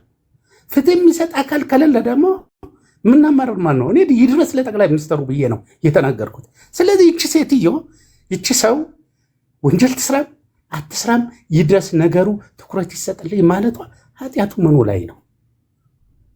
ስለዚህ መንግስት አሁንም ቢሆን በእንጭጩ መቀጨት አለበት። አሁንም ቢሆን ነገሮች መታፈን የለባቸውም። የውሸት 17 ዓመት በግብፅ የኢትዮጵያ አምባሳደር ሰነድ አለኝ እኔ በሌለሁበት የተፈረመ በቢሊየን የሚቆጠር ኬዝ አውቃለሁ። በእኔ ያልደረሰ በዚህ ምድር ላይ በእኔ ያልደረሰ የለም። ለምኜ እስከ መብላት ነው የደረስኩት። ስለዚህ በእኔ የተፈጸመ ነገር በእሷ ላይ አይፈጸም ብዬ ለማለት ይከብደኛል። ስለዚህ ሴትዮዋም ከውስጧ ምን አለ ብሎ መንግስት ሊፈትሽላት ይገባል። የምንድን ነው የሚባል ነገር አለ። የመንግስት ዕዳ ካለባት እዛው ጣጣዋን ትሸከም። የመንግስት ዕዳ ከሌለባትና የእሷ መታሰር የእሷ እስር ቤት መግባት ህዝብንና መንግስትን የሚጎዳ ከሆነ ደግሞ ይቅርታም እኮ ይደረጋል ለሀገር ኢንተረስት ሲባል። ስለዚህ ዝም ብሎ በደፈናው መታሰሯ በደፈራው ዋንትድ ማለት ለአድማጭ ግልጽ ለማድረግ በአጭሩ አንተ ምንድን ነው የሆንኩ? እስኪ አንተን ችግር ነገር እኔ ቢኤ ኦሜጋ ቢዝነስ ግሩፕ የሚባልና ዳይናሚክ ጀነራል ትሬዲንግ የሚባል ድርጅቶች አሉ። ቲክቶክ ላይ ማየት ይቻላል። ሚዲያ ሁሉ ታፍኖብኛል። ኢንክሉዲንግ ዋልታ ቴሌቪዥን ጨምሮ እንዳላወጣ መረጃውን እንዳላወጣ ነው የታፈነው። ይህንን ደግሞ ቲክቶክ ላይ ገልጬዋለሁ፣ የተለያየ ቦታ ላይ ገልጬዋለሁ፣ በፌስቡክም ገልጬዋለሁ። ይህንን ደግሞ ሁሉም ባለስልጣናት ያውቃሉ። ስለዚህ ይህንን ለማን ሚዲያ ህዝብ ራሳቸው ጠቅላይ ሚኒስትሩ ምን ብለዋል? 5ኛ እጅ ነው 5ኛ አካል ነው ብለዋል። ሚዲያ ማለት ሚዲያ ካላጋለጠላት ለሷ በየቦታው ሩጣ መፍትሄ ካጣች ምን ማድረግ አለባት? በእኔ የደረሰውን ስለማቅ ነው።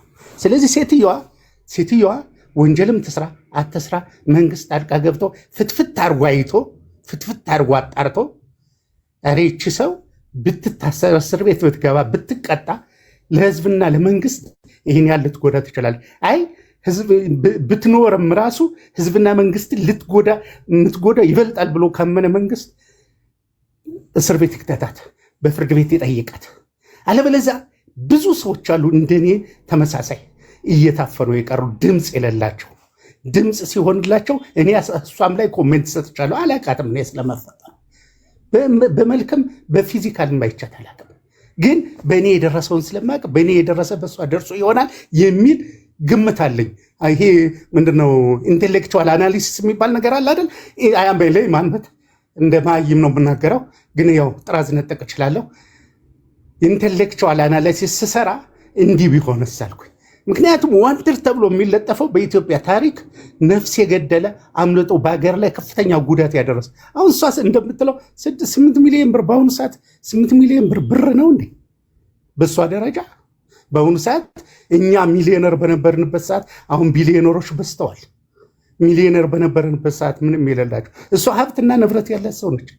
ለ8 ሚሊዮን ጥላ ልትጠፋ አትችልም በእኔ ግምት። ይሄ ዝም ብሎ ግምት ሳይሆን ኢንቴሌክቹዋል አናሊሲስ። ስለዚህ እኔ መንግስትን ብሆን እኔ ዶክተር አብይም ብሆን ምንድን ነው ነገሩ? እሷ ትኖር አትኖር ዋናው ህዝብ እንዲማርበት ነው የሚፈልገው አይደል? ሀገር ውስጥ ትኖር አትኖር እስኪ ነገር ተጣርቶ ይቅረብና መማሪያ ይሁን።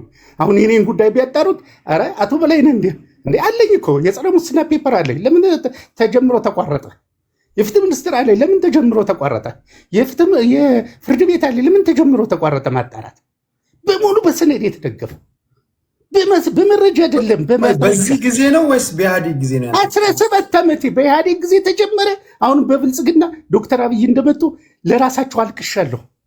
እንዲሁም የሚዲያው ጋዜጠኛው ጠርቶ አናግሮ መጨረሻ አስፈራርቶኛል። በሚዲያ እረፍ ተብዬ 17 ዓመት ነው አንደኛው ድርጅቴ 17 ዓመት በቢሊየን ነው የማወራው።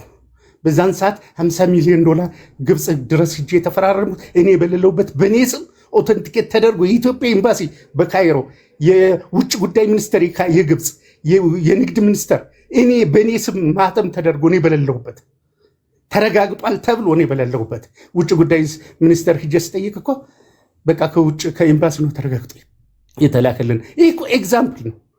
የውሸት ክስ ተከሶ የአባቴ ጓደኛ ነው ቼክን የሚያውቅ ያውቀዋል። 827 እና 828 እኔን እስር ቤት ለማስገባት ተብሎ ኮልፌ በማውቃቸው ቤተሰቦች በነበሩ የዚህ ጉዳይ ባለቤት በነበሩ ኮልፌ ክስ ተመስርቶ እንዴት እንደሆነስ በማይታወቅ ልደታ ክፍለ ከተማ መጣ። በቼይናችሁ ፋይል ቁጥር እንኳ አልተቀየረም።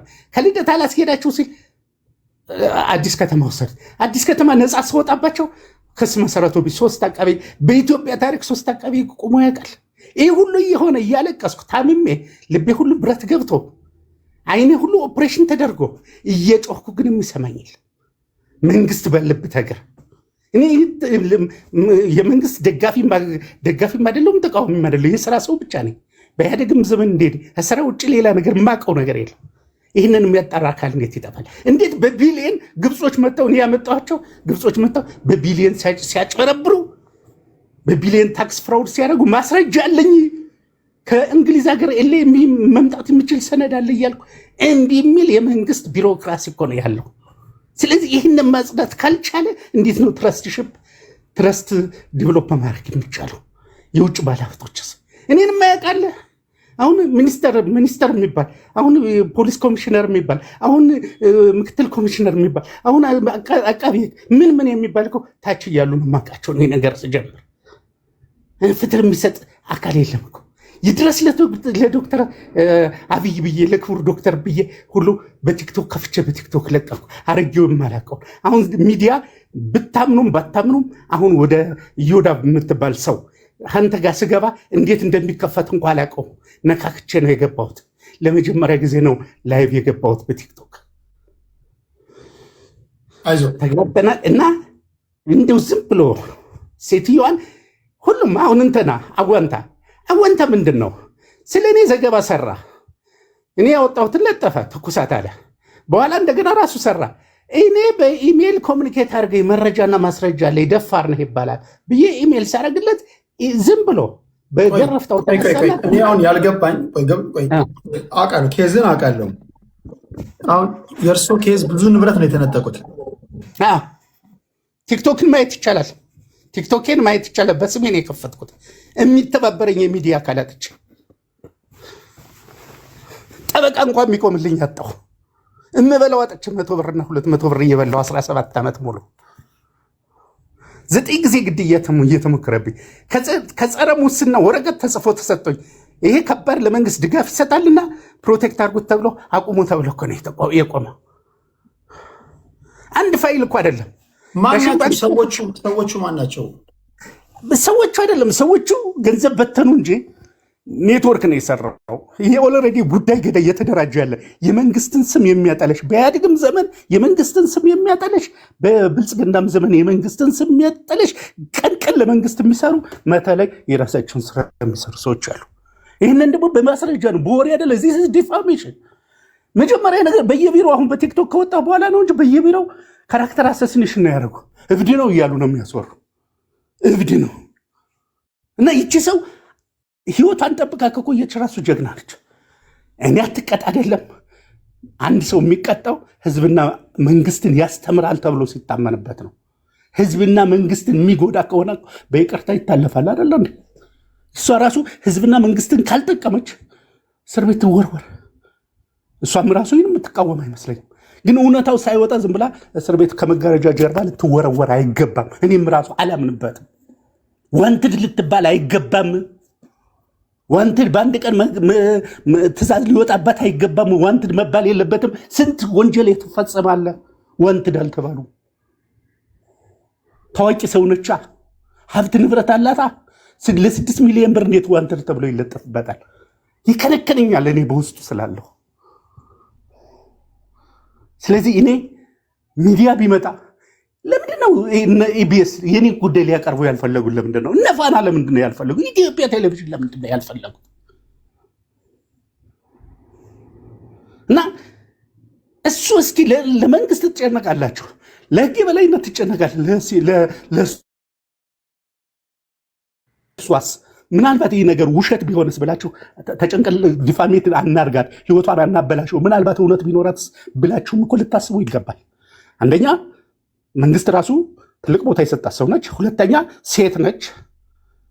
ሶስተኛ እውነት ይሁን አይሁን የሚታወቅ ነገር የለም። አሁን እንደ ወንጀለኛ ነው በየቦታው እየተጠለጠለች ያለችው። ሊሆን አይገባም። በዚህ አጋጣሚ እኔ ላደርግልት የምችለው ኢትዮጵያ ውስጥ ያለ አንድ ነገር ልንገር። የአሁኑ ፕሬዚዳንት በግብፅ የኢትዮጵያ አምባሳደር እያሉ በፌስቡክ አታች አድርገላችኋለሁ። ኧረ ስለ ግብፅ ያመስግኑ፣ እንደዚህ እየተሰራ ነው ወይ አሁን ያልገባኝ አሁን የኢህአዲግ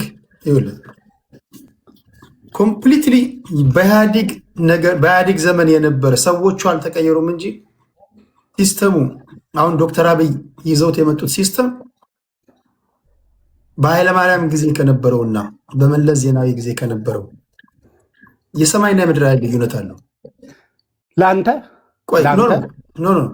ለህዝቡ ለእኔ ግን የለውም።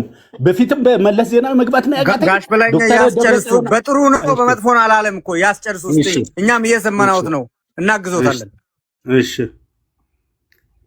ካልተሰማማን የህግ ሰዎች እኮ የህግ ሰዎች አሉ፣ እኔ ጋር የሚያደምጡ የመንግስት ሰዎች አሉ። መጀመሪያ ማን ምን እንደሚያወራ እንሰማማ፣ እንደማመጥ። ፖይንቴ የተለየ ስርዓት ነው ያለው። ሰዎቹ በኢህአዴግ ጊዜ የነበሩ ናቸው። ግን አሁን ጠቅላይ ሚኒስትር አብይ አህመድ አሉ። ለእርሶ የሚጠቅሙትን ነገር ልቦና ያሳየኝን ልናገር። ባለፈው ኃይለማርያም ላይ ተጽዕኖ የሚያሳድሩ አሁን አብይ ላይ ተጽዕኖ የሚያሳድሩ አይደሉ። አብይ ኢንዲፐንደንትሊ ነገሮችን ሊያይ ይችላል ከኃይለማርያም የተሻለ። አሁን የእርሶ ነገር አሁን ባለበት ነባራዊ ሁኔታ ምናልባት ጆሮት እኔ ለእርሶ የሚጠቅሙትን ነው። ይህን ወስደው ፖለቲካ ለመስራት የሚፈልጉ ያ አይጠቅሙትም። ትልቅ ንብረት የተወሰዱበት ሰው ኖት። አይቻሉ እርሶ እንትን የተወሰዱበት በኢህአዴግ ዘመን ነው። አሁን ስልጣን ላይ ያላችሁ የብልጽግና ሰዎች በዚህ ዘመን ያላችሁ አሁን በዚህ ሰዓት ያላችሁ የህግ ሰዎች አሁን እርሶ ያሉበትን ነባራዊ ሁኔታ አላቅም። ለምን እንዳይታይ እንደተከለከለ አላውቅም። ግን የእርሶ ጉዳይ እንደዚህ የማታለል ወይም ደግሞ ስርዓቱን ተጠቅሞ እንደዚህ የንብረቱን የመውሰድ ነገር ከሆነ የኢትዮጵያ ህዝብ በሰከነ መንገድ ድምፅ እንዲሆኑት ወይም ደግሞ የእርሶን ጉዳይ በትኩረት ተከታትሎ አሁን ያለውን መንግስት የአቶ በላይነህን ጉዳይ ለምንድን ነው ማታዩት ማለት ፈልጋለሁ። አይዶኑ ሌላ ውስብስብ ነገሮች ይኑር ምናምን ማቀው ነገር የለም። ግን ውስብስብ ነገርም ከሆነ የእርሶም ጥፋት ይሁን የነዛ ሰዎችም ጥፋት ይሁን የእርሶ ጉዳይ ግን ምን እንደሆነ የኢትዮጵያ ህዝብ ማወቅ ይፈልጋል። አሁን በቃ እንደ አንድ አገር ዜጋ በተለይ በዚህ ሰዓት ያላችሁ የመንግስት ሰዎች የአቶ በላይነህ ጉዳይ ምን እንደሆነ ማወቅ እንፈልጋለን።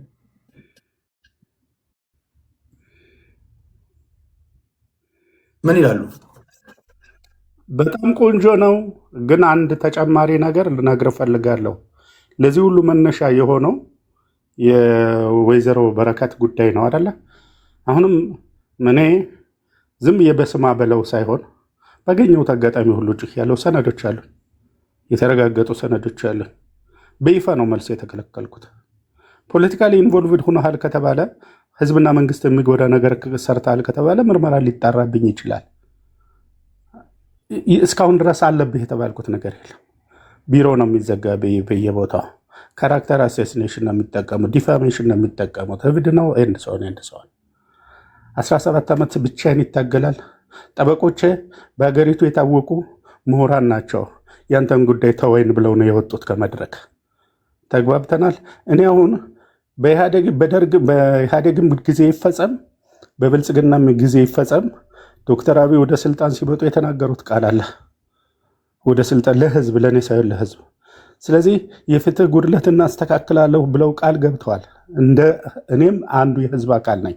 ስለዚህ እኔ እሳቸው ነው እንጂ ፊዚካሊ ያላገኘኋቸው። በኢህአዴግም ዘመን ፕራይም ሚኒስተር የቀድሞውን ጠቅላይ ሚኒስተር መለስ ነው እንጂ ያላገኘሁት። ሁሉም ያውቁኛል።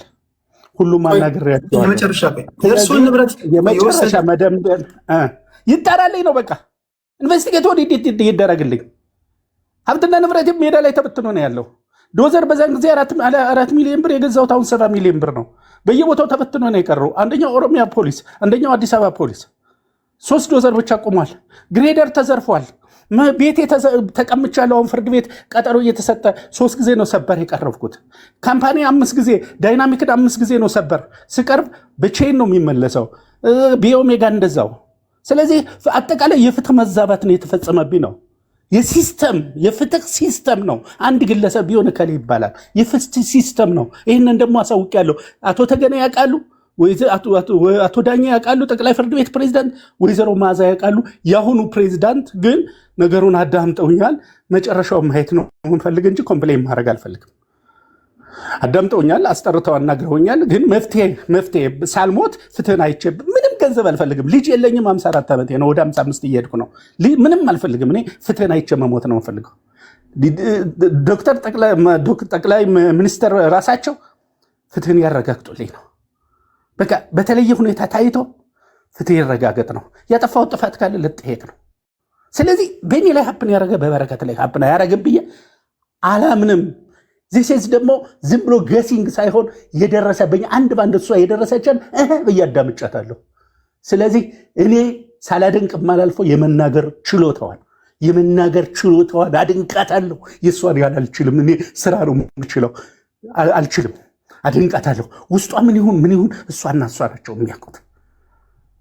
ተግባብተናል። አሁን እኔ ግን በራሴ መመዘኛ ይሄ ኢንተሌክቹዋል አናሊሲስ ሰራ ግን ይሄ ነገር በቃ የሆነ ግጭት ይኖራል፣ የሆነ ነገር ይኖራል። ግን ከህዝብና መንግስት የሚጠቅመውን አይቶ መንግስት ቶሎ ውሳኔ ሰጥቶ ሌላውም ሰው ሪግሬት እንዳያደርግ ከውጭ የሚመጣ ባለሀብት ዲያስፖራውም እንዳይሸማቀቅ ማድረግ አለበት የሚል እምነት አለኝ። ይህንን ደግሞ አደራ ምላቸው። አሁንም በድጋሚ ቲክቶኬን እዩት፣ አዳምጡት። እኔ አሁንም ሊፈቱልኝ የሚችሉት ኮሚቴ አዋቅረው ጠቅላይ ሚኒስትሩ ናቸው። ጠቅላይ ሚኒስትሩ ካልሆነ በስተቀር እጁን ያላስገባ አካል የለም። ይህንን ስል በወሬ ሳይሆን በተግባር ነው። ስለዚህ አንተ እና ይህንን የሚያዳምጥ ሁሉ ድምፅ ይሆነኝ። ለልጆቹ ለልጅ ልጆቹ ታሪክ ያስቀምጥ። ወንጀለኛ ከሆንኩ አስጠይቆ ታሪክ ያስቀምጥ። እውነተኛ ከሆንኩ ደግሞ እውነቴን አውጥቶልኝ ፍትህን አይቼ አንድ ቀን እግዚአብሔርን አመስገኛ አንድ ቀን በቃ ይህንን የሰራውን አካል አመስገኛ መሞት ፈልጋለሁ። በቃ ፍላጎት ይሄ ነው። አሁን እኔ ኦልሬዲ የሕክምና ባለሙያዎች ይሰማሉ። አንጂኦፕላስቲ ተሰርቼ 2 ቲዩብ ተገጥሟል ልቤ ውስጥ። በዚህ ምክንያት ነው የመጣ አይኔ ወደ $12,000 ነው ህንዳገር። እዚህ ሀገር ሙቼ ነው ውጭ ሂጄ የተረፍኩት። በሙሉ ሰውነት ፓራላይዝድ የሆነው በብስጭት ምክንያት ነው። ስለዚህ አትሊስት አይቼ ብሞት ፍትህን አይቼ ብሞት በበነጋታው ወንጀልም ሰርቼ ከሆነ እንድሰቀል ልፈርም። እኔ አሁን እያልኩ ያለሁት ግልጽና ግልጽ ነው የምናገረው። ኢንቨስቲጌት ይደረግልኝ። ኢንቨስቲጌተር ኦዲት አይሾምም ተብሎ ነው 17 ጉዱ ሊወጣ ስለሆነ ታውቁት ከሆነ የሂሳብ ባለሙያዎች እዚህ ያሉ የሂሳብ ባለሙያዎች ያውቁታል። ኢንቨስቲጌት ኖርማል ኦዲት አለ፣ ኢንቨስቲጌት ኦዲት አለ። እንደዚህ አይነት የማፊያ ስራ የተሰራበት አሁን ከግብጾች በቢሊየን ኬዝ አለኝ። ያ ቢጣራ መንግስትም ተጠቃሚ ይሆናል ነው። እኔም ብቻ አይደለም መንግስትም ተጠቃሚ ይሆናል። ቀጥታ ከዛ አይደለም የማገኘው። እውነታው ሲወጣ የሸሸ ገንዘብ አለ ብዙ $። ያ ሲወጣ የኔ አክሲዮኔ በአክሲዮኔ ልክ ድርሻዬን አገኛለሁ ነው። ውልና ማስረጃ ኢንቮልቭድ ሆኗል። የኢትዮጵያ ውልና ማስረጃ እኔ በሌለሁበት ንብረቴን አሽሽተዋል። ባልሰጠሁት ውክልና አክሲዮን አንሸራተዋል። 25% የነበረውን 1% አድርሰውታል። እንዴት ያደረሱት የማውቀው ነገር የለም። ያንን ደግሞ ህጉ በሚፈቅደው መሰረት አይደለም የውልና ማስረጃ ሰዎች የሰሩት። እያንዳንዱ ነገር ማስረጃ ስላለኝ ነው እንዲህ የምለው። መረጃ አይደለም ማስረጃ አለኝ። አሁን የዚህ የገባ ጥሮ ጥሬ ዕቃ ምናምን የግብጾችም አለኝ። በእንግሊዝ መንግስት ሊደገፍ የሚችል ኤልኤምኢ የሚያቃቀዋል ለንደን ሜታሊክ LME.co.uk የሚባላል ያረጋግጡ ይልከዋል። ምን ያህል እንደተመረተ ምን ያህል እንደወጣ ምን ያህል እንደገ የገቡ ሰዎች ናቸው የሚያፍኑት። ያቺ የበሉ ሰዎች እንዳትወጣባቸው ፋክቱ። ስለዚህ የበረከትም እንደዛ ሆኖ ሊሆን ይችላል የሚል እምነት አለኝ። ስለዚህ ዶክተር አብይ ልዩ ትኩረት ሊሰጡት ይገባል። ይህንን እንደመማሪያ የበረከት ሆነም ይሄኔ እንደመማሪያ ሊወስዱት ይገባል። በእኛ ይብቃል ይባል። ወንጀልም ሰርተን ከሆነ ተቃጣን። ወንጀል ካልሰራን ደግሞ እውነታችን ወጡ መታየት አለበት። ለመንግስትም ጥሩ ማስተማሪያ ለህዝብም ይሆናል ነው እና ይቅርታ በጣም እኔ በአሁኑ ሰዓት እያለቀስኩ ነው የምናገረው። ስሜቴን መቆጣጠር ነው የሚያቅተኝ። ቤተሰቤን አጥቼበታለሁ፣ እናቴን አጥቼበታለሁ፣ ማህበራዊ ህይወቴን አጥቼበታለሁ፣ እድሜን ፈጅቼበታለሁ። ኢች ኤንድ ኤቭሪቲንግ ቁሞ የሚሄድ በድን ነኝ።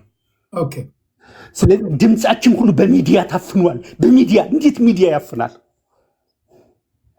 እንዴት ሚዲያ አውጥተው በማፍረጥ ፋንታ እስከ መጨረሻው ሂደው መናገር እችላለሁ። ስዩም ተሾመ እንዴት በሚዲያ ቀርቦ እንደገና 30 ደቂቃ የፈጀ ፕሮግራም ይሰራብኛል። ለምን ተጋለጥኩ ብለው እንደዛ ከማድረግ እኔን አፋጦ የዛንም አድርጎ ወደ እውነታው መምጣት ይችል ነበር አይደል? እና ህዝብ እንዲፈርድ ማድረግ ይችል ነበር አይደል? የሚዲያ ሰው እኮ እናንተ እኮ ኃላፊነታችሁ ህዝብና መንግስት እንዲሰማ እንዲፈርድ ማድረግ ነው። ፍርድ ቤት ሆናችሁማ ልትፈርዱ አትችሉም።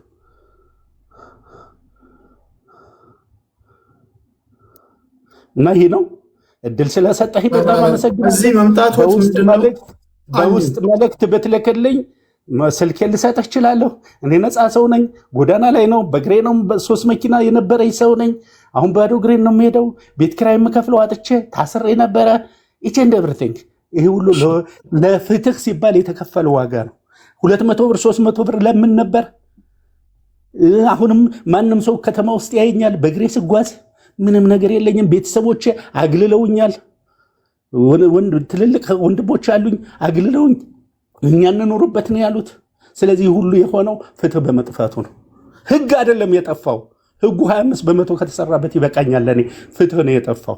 ያንን ህግ የሚተረጉሙ የተጻፈው ነው። አሁን እኔ በቃል መናገር እችላለሁ። እያንዳንዷን የንግድ ህግ፣ እያንዳንዷን የሂሳብ አያያዝ አዋጅ፣ የሂሳብ አያያዝ ገንዘብ ሚኒስትርን ዶክተር አብርሃምን ራሳቸውን ከስሻቸው ነበር በ847/26 ሂሳብ አያያዝ ኦዲት ቦርድን ከስሸዋለሁ። ግን ታፈነ። እኔ ምላክ ኢትዮጵያ የፈረመችባቸው ዓለም አቀፍ ህጎች አሉ ስለ ሂሳብ አሰራር። ኤሲሲ የሚባል አለ፣ አባ የሚባል የኢትዮጵያ አለ። ለምን ሂሳብ አጣሪዎችን ለምን በአግባቡ አይመራቸውም? ህግ ማውጣት ብቻ ነው እንዴ? ለህጉ ተፈጻሚ ለምን አይሰራም? ብዙ ነገር መናገር ይቻል ነበር። በዚህ አያልቅም። ስልኬ ምንድነው? ስልኬን በውስጥ ልክልሃለሁ። እሺ፣ አቴኒ ታይም ማንም ሰው 24 ሰዓት ማግኘት ይችላል። አልተኛም፣ ኦንላይን ነኝ። ማንም ሰው ማግኘት ይችላል። ግን ያው እንደዛ ሲባል ራሴን የበለጠ ዛሬ ሞቼ ማደር የለብኝም በጭንቀት። አንተ ግን ብትደውልልኝ ማግኘት ትችላለህ። ስልኬ ይታወቃል፣ ኤቭሪዋን ያውቃል። ባለስልጣን ስራ ሳቆም 37 ዓመቴ ነው። አሁን 55 ዓመቴ ነው። እሺ፣ ከሀገር ውጭ ያላችሁ በተለይ አሜሪካ ያሉ የሆኑ ሌጋል ቲም አለ። በተለይ ዜጎች ሲበደሉ በተለይ በቤት ጉዳይ ውክልና ሰጥታችሁ ማንኛውም በሚደርስባችሁ በደል አይ ዶንት ኖ ምናልባት ቴዲ ካለ አቶ ኢዮዳብ አንድ ምሳሌ ልንገርህ። አንድ የሜሴጅ ላስተላልፍ። አንድ ለምን አታለብኝም? እኔ ለአንተ የሚጠቅምህን ነገር እኮ ነው የተናገርኩ ያለሁት። ጋይስ ረጅም ንግግር መናገር ጥቅም የለውም። እንዴት እንደምንናገር ማወቅ አለብን። አንዳንድ ጊዜ የምንናገራቸው ንግግሮች የራሳችን ላይ ምስካሪም ሊሆኑ ይችላሉ። ሁሉም ነገር ደግሞ አይነገርም አንድ ላይ። አንዳንዱ ወሬ ለመውሰድ ምናምን ዝም ብሎ ዜና ይሰራል፣ በቃ ያራግባል ምናምን። አንደርስታንድ። ግን እርሶ ስማርት ሆኖ መንቀሳቀስ ያለበት ከተቻለ ሊሆን የሚችለውን ሰዎች ሊረዱት በሚችሉበት መንገድ ነገሩ ፖለቲሳይዝ ሳያደርጉ ንብረቶትን ሊያገኙ በሚችሉበትን መንገድ ነው እያዩ ያለሁት።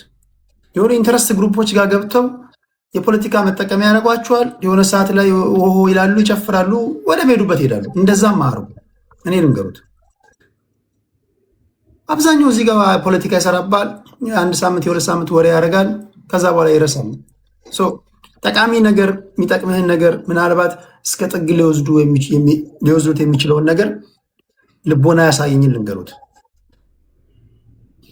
ከዚህ ቀደም አሜሪካ ያላችሁ ኢትዮጵያውያን የህግ ሰዎች ናቸው።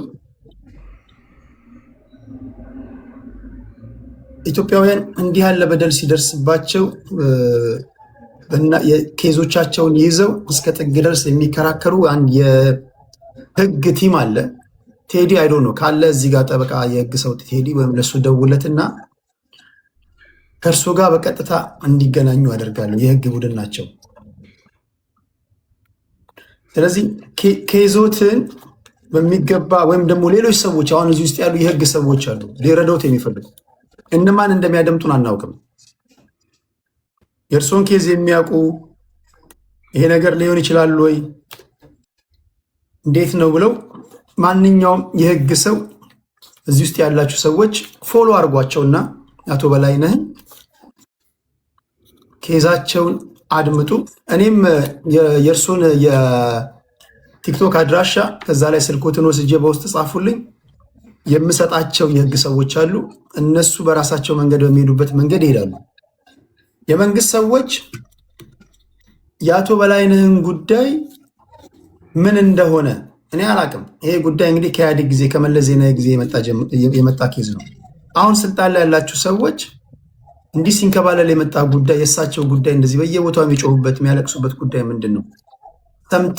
ሰምታችሁ ይሄ ነው ኬዙ ብላችሁ አትሊስት ንገሩን። እንደ አንድ እዚህ ሀገር ዜጋ ማወቅ እንፈልጋለን። በተለይ ትልቅ ነገር ቀላል ነገር አይደለም የተወሰደበት ትልቅ ነገር ነው። ቆይቷል እኔ ራሴ ከሰማሁት።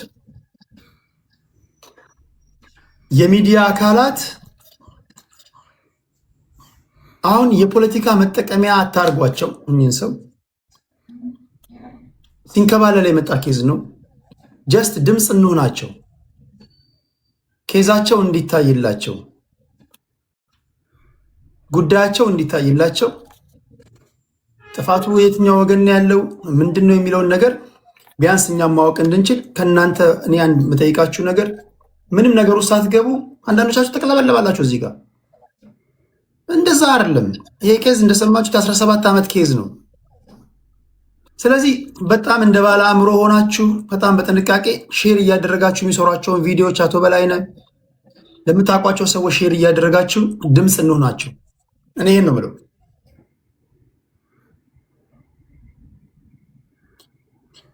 ጉማ ምን ትላለህ? በበረከት ወርቁ ጉዳይ እያወራን በነበረበት ሰዓት ነው አቶ በላይነህ የመጡት። የተናደዱ ሰው ናቸው። ንብረታችሁ ተወስዶ አይደለም።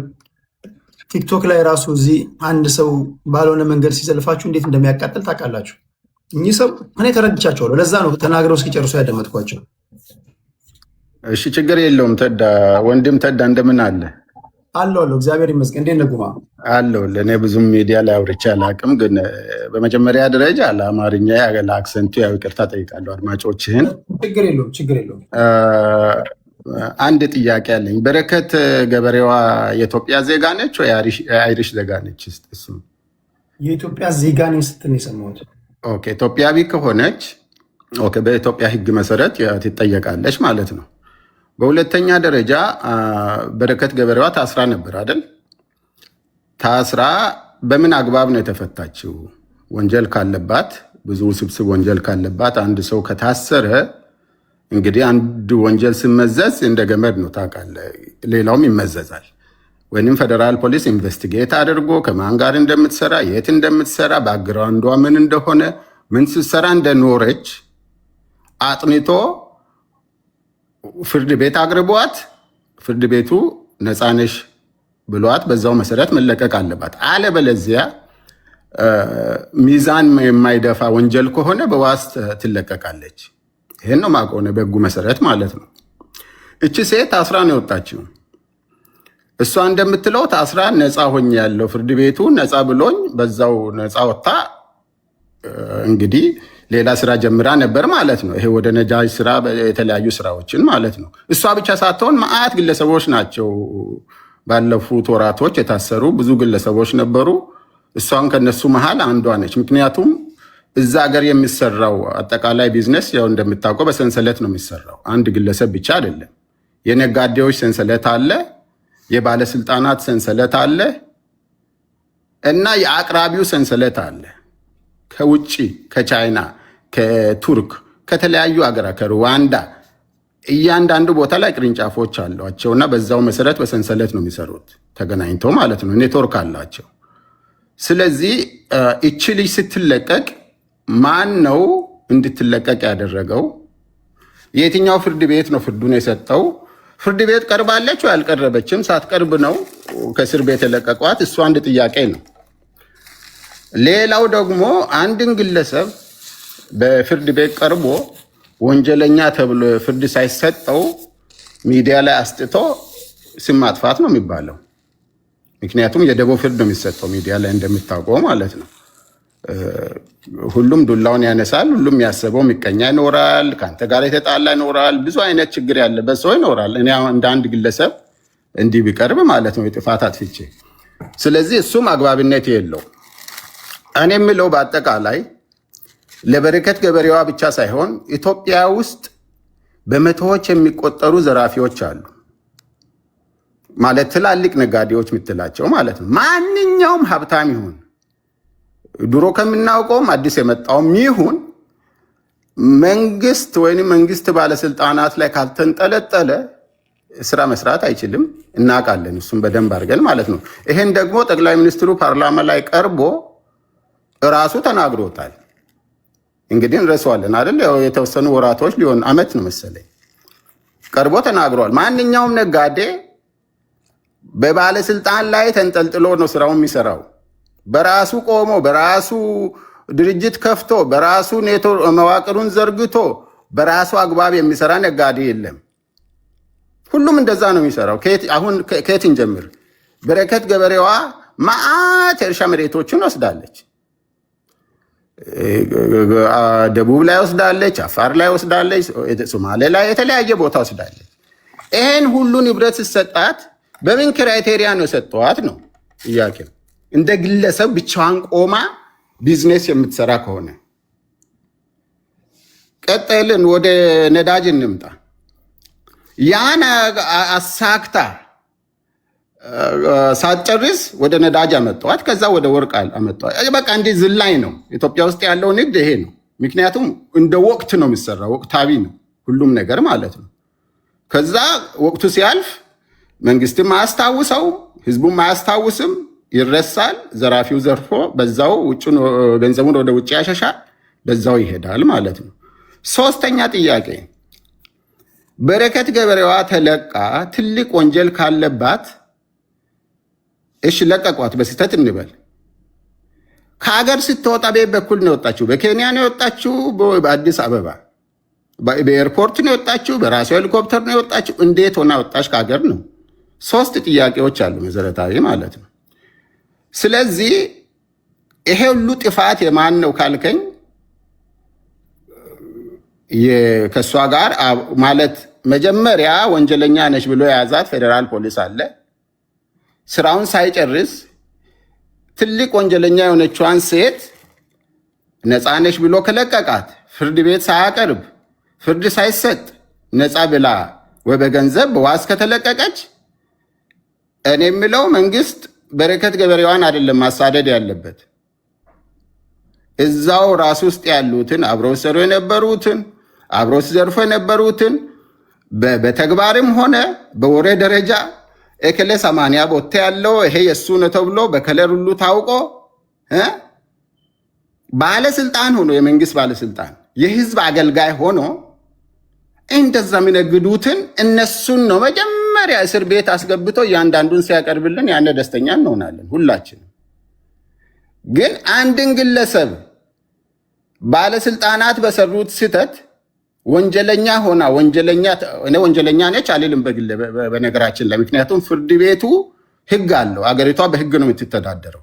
በህግና በስርዓት እስከሆነ ድረስ ፍርድ ቤቱ ወንጀለኛ ነች እች ልጅ ይሄን ነገር አጥፍታለች ብሎ በማስረጃና በመረጃ ቀርቦባት ዝርዝሩን ሰምቶ ፍርድ ካልሰጠ በስተቀር እኛ የተማርን ሰዎች ነን። እንግዲህ አንድን ሰው ዝም ብለን ወንጀለኛ ነን ዘራፊ ነን አልልም። ይሄ የደቦ ፍርድ ነው።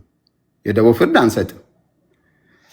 ትልቁ ነገር በረከት ገበሬዋ በመሰወሯም ዘርፋ በመጥፋቷም መጠየቅ ያለባቸው ከእርሷ ጀርባ ያሉ ማአት ሰዎች አሉ። አንተ ምንም እናውቃቸው ማአት ሰዎች አሉ። እነሱን ነው ለቅሞ መያዝ ያለበት። ምክንያቱም እነዛ ሰዎች አገሪቷን በበረከት ገበሬ ብቻ አይደለም አዘርፎም ያበቁት። ሌላ መጪው አለ ገና ዘራፊ ማለት ነው፣ ተራ በተራ። ምክንያቱም እነሱም ያዩት ያቺ ጠቅማቸውን ነው። ቢሊዮነር ይሁኑ ሚሊዮነር ይሁኑ ታውቃለህ፣ ሰው ገንዘብ በቃኝ አይልም። እነዛ ሰዎች ደግሞ ለጠቅላይ ሚኒስትሩም አደጋ ናቸው።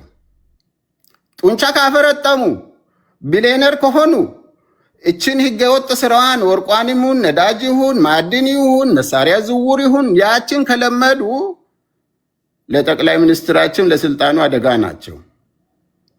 ስለዚህ መጀመሪያ ወደ ውስጥ ማየት አለባቸው እነሱን። ወደ በረከት ስንመጣ በረከትን ከድሮ ጀምሮ እናውቃታለን። ሐዋሳ ያለችም የተለያየ ቦታም እናውቃታለን። ከማን ጋር እንደምትሰራ ምንድነው ህዝቡ ሁሉ ያውቀዋል። እሷም ሚዲያ ላይ ወጣ ታወራለች። መቼም አፊን በከፈትኩ ቁጥር ያው መረጃውን ነው ሊክ የምታደርገው። ስለዚህ እሷም ታወራለች፣ ህዝቡም ያውቃል።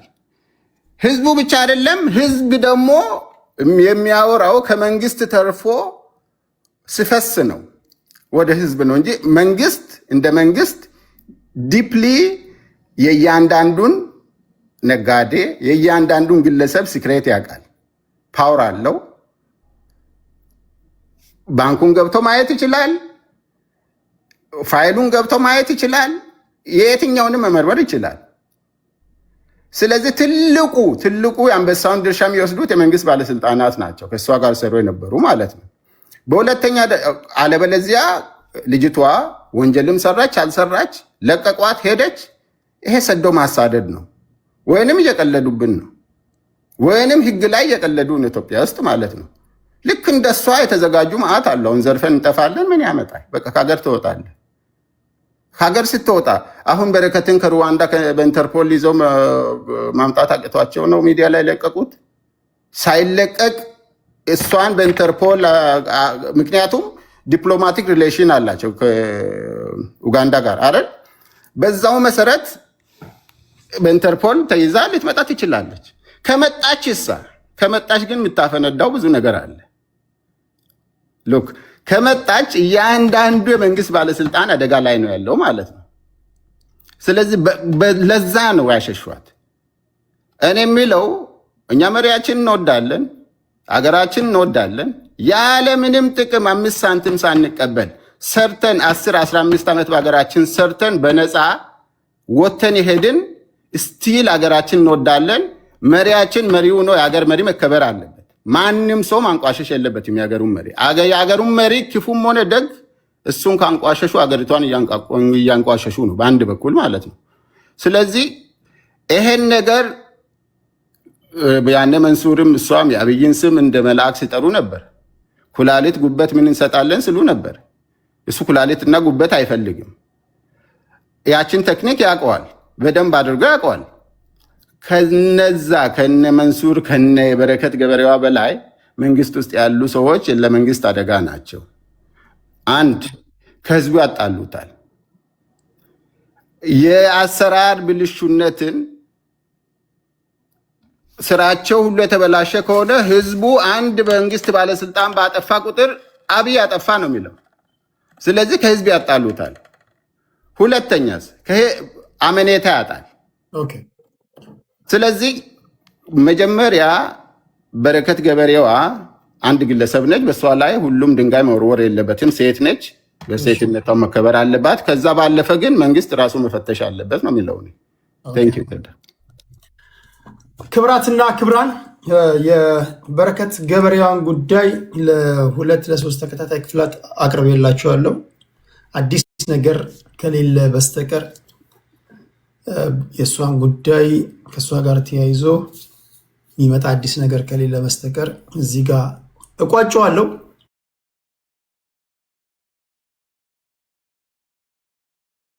ለመጨረሻ ጊዜ ለእርሱ ማነሳው ጥያቄ ፋይናንሻል ሰፖርት ይፈልጋሉ። አሁን ባሉበት ነባራዊ ሁኔታ በብዙ ኢትዮጵያውያን ሊያግዞት ሊረዳዎት ይችላሉ። የእርሱን ጉዳይ ማወቅ የለም። አሁን ካሉበት ነባራዊ ሁኔታ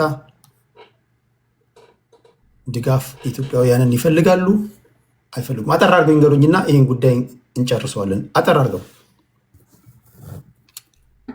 ይሰማል። እኔ ለህዝብ ግልጽ እንዲሆን የምፈልገው ነገር አለ። እኔ በመቶ ሚሊዮኖች የሚቆጥሩ ወንድሞች አሉ። አንድ ብር አይሰጡኝም። ለራሳቸው ጥጋቸውን ይዘው ነው ያሉት። የምታከምበትም የለኝም። ውጭም ህንድ ሀገር ሂጅ ልናድነው አንችልም ተብሎ ወደ እስራኤልና ወደ ጀርመን ለመሄድ ቀለብ ይቆረጠልኝ ብዬ ከአሁን በፊት 1.2 ሚሊዮን ብር ከፍርድ ቤት ከተቀመጠ ከድርጅት የገንዘብ ነው እየተጠቀምከ ያለሁት። በአሁኑም ሰዓት የምበላው የምጠጣውም የለኝም።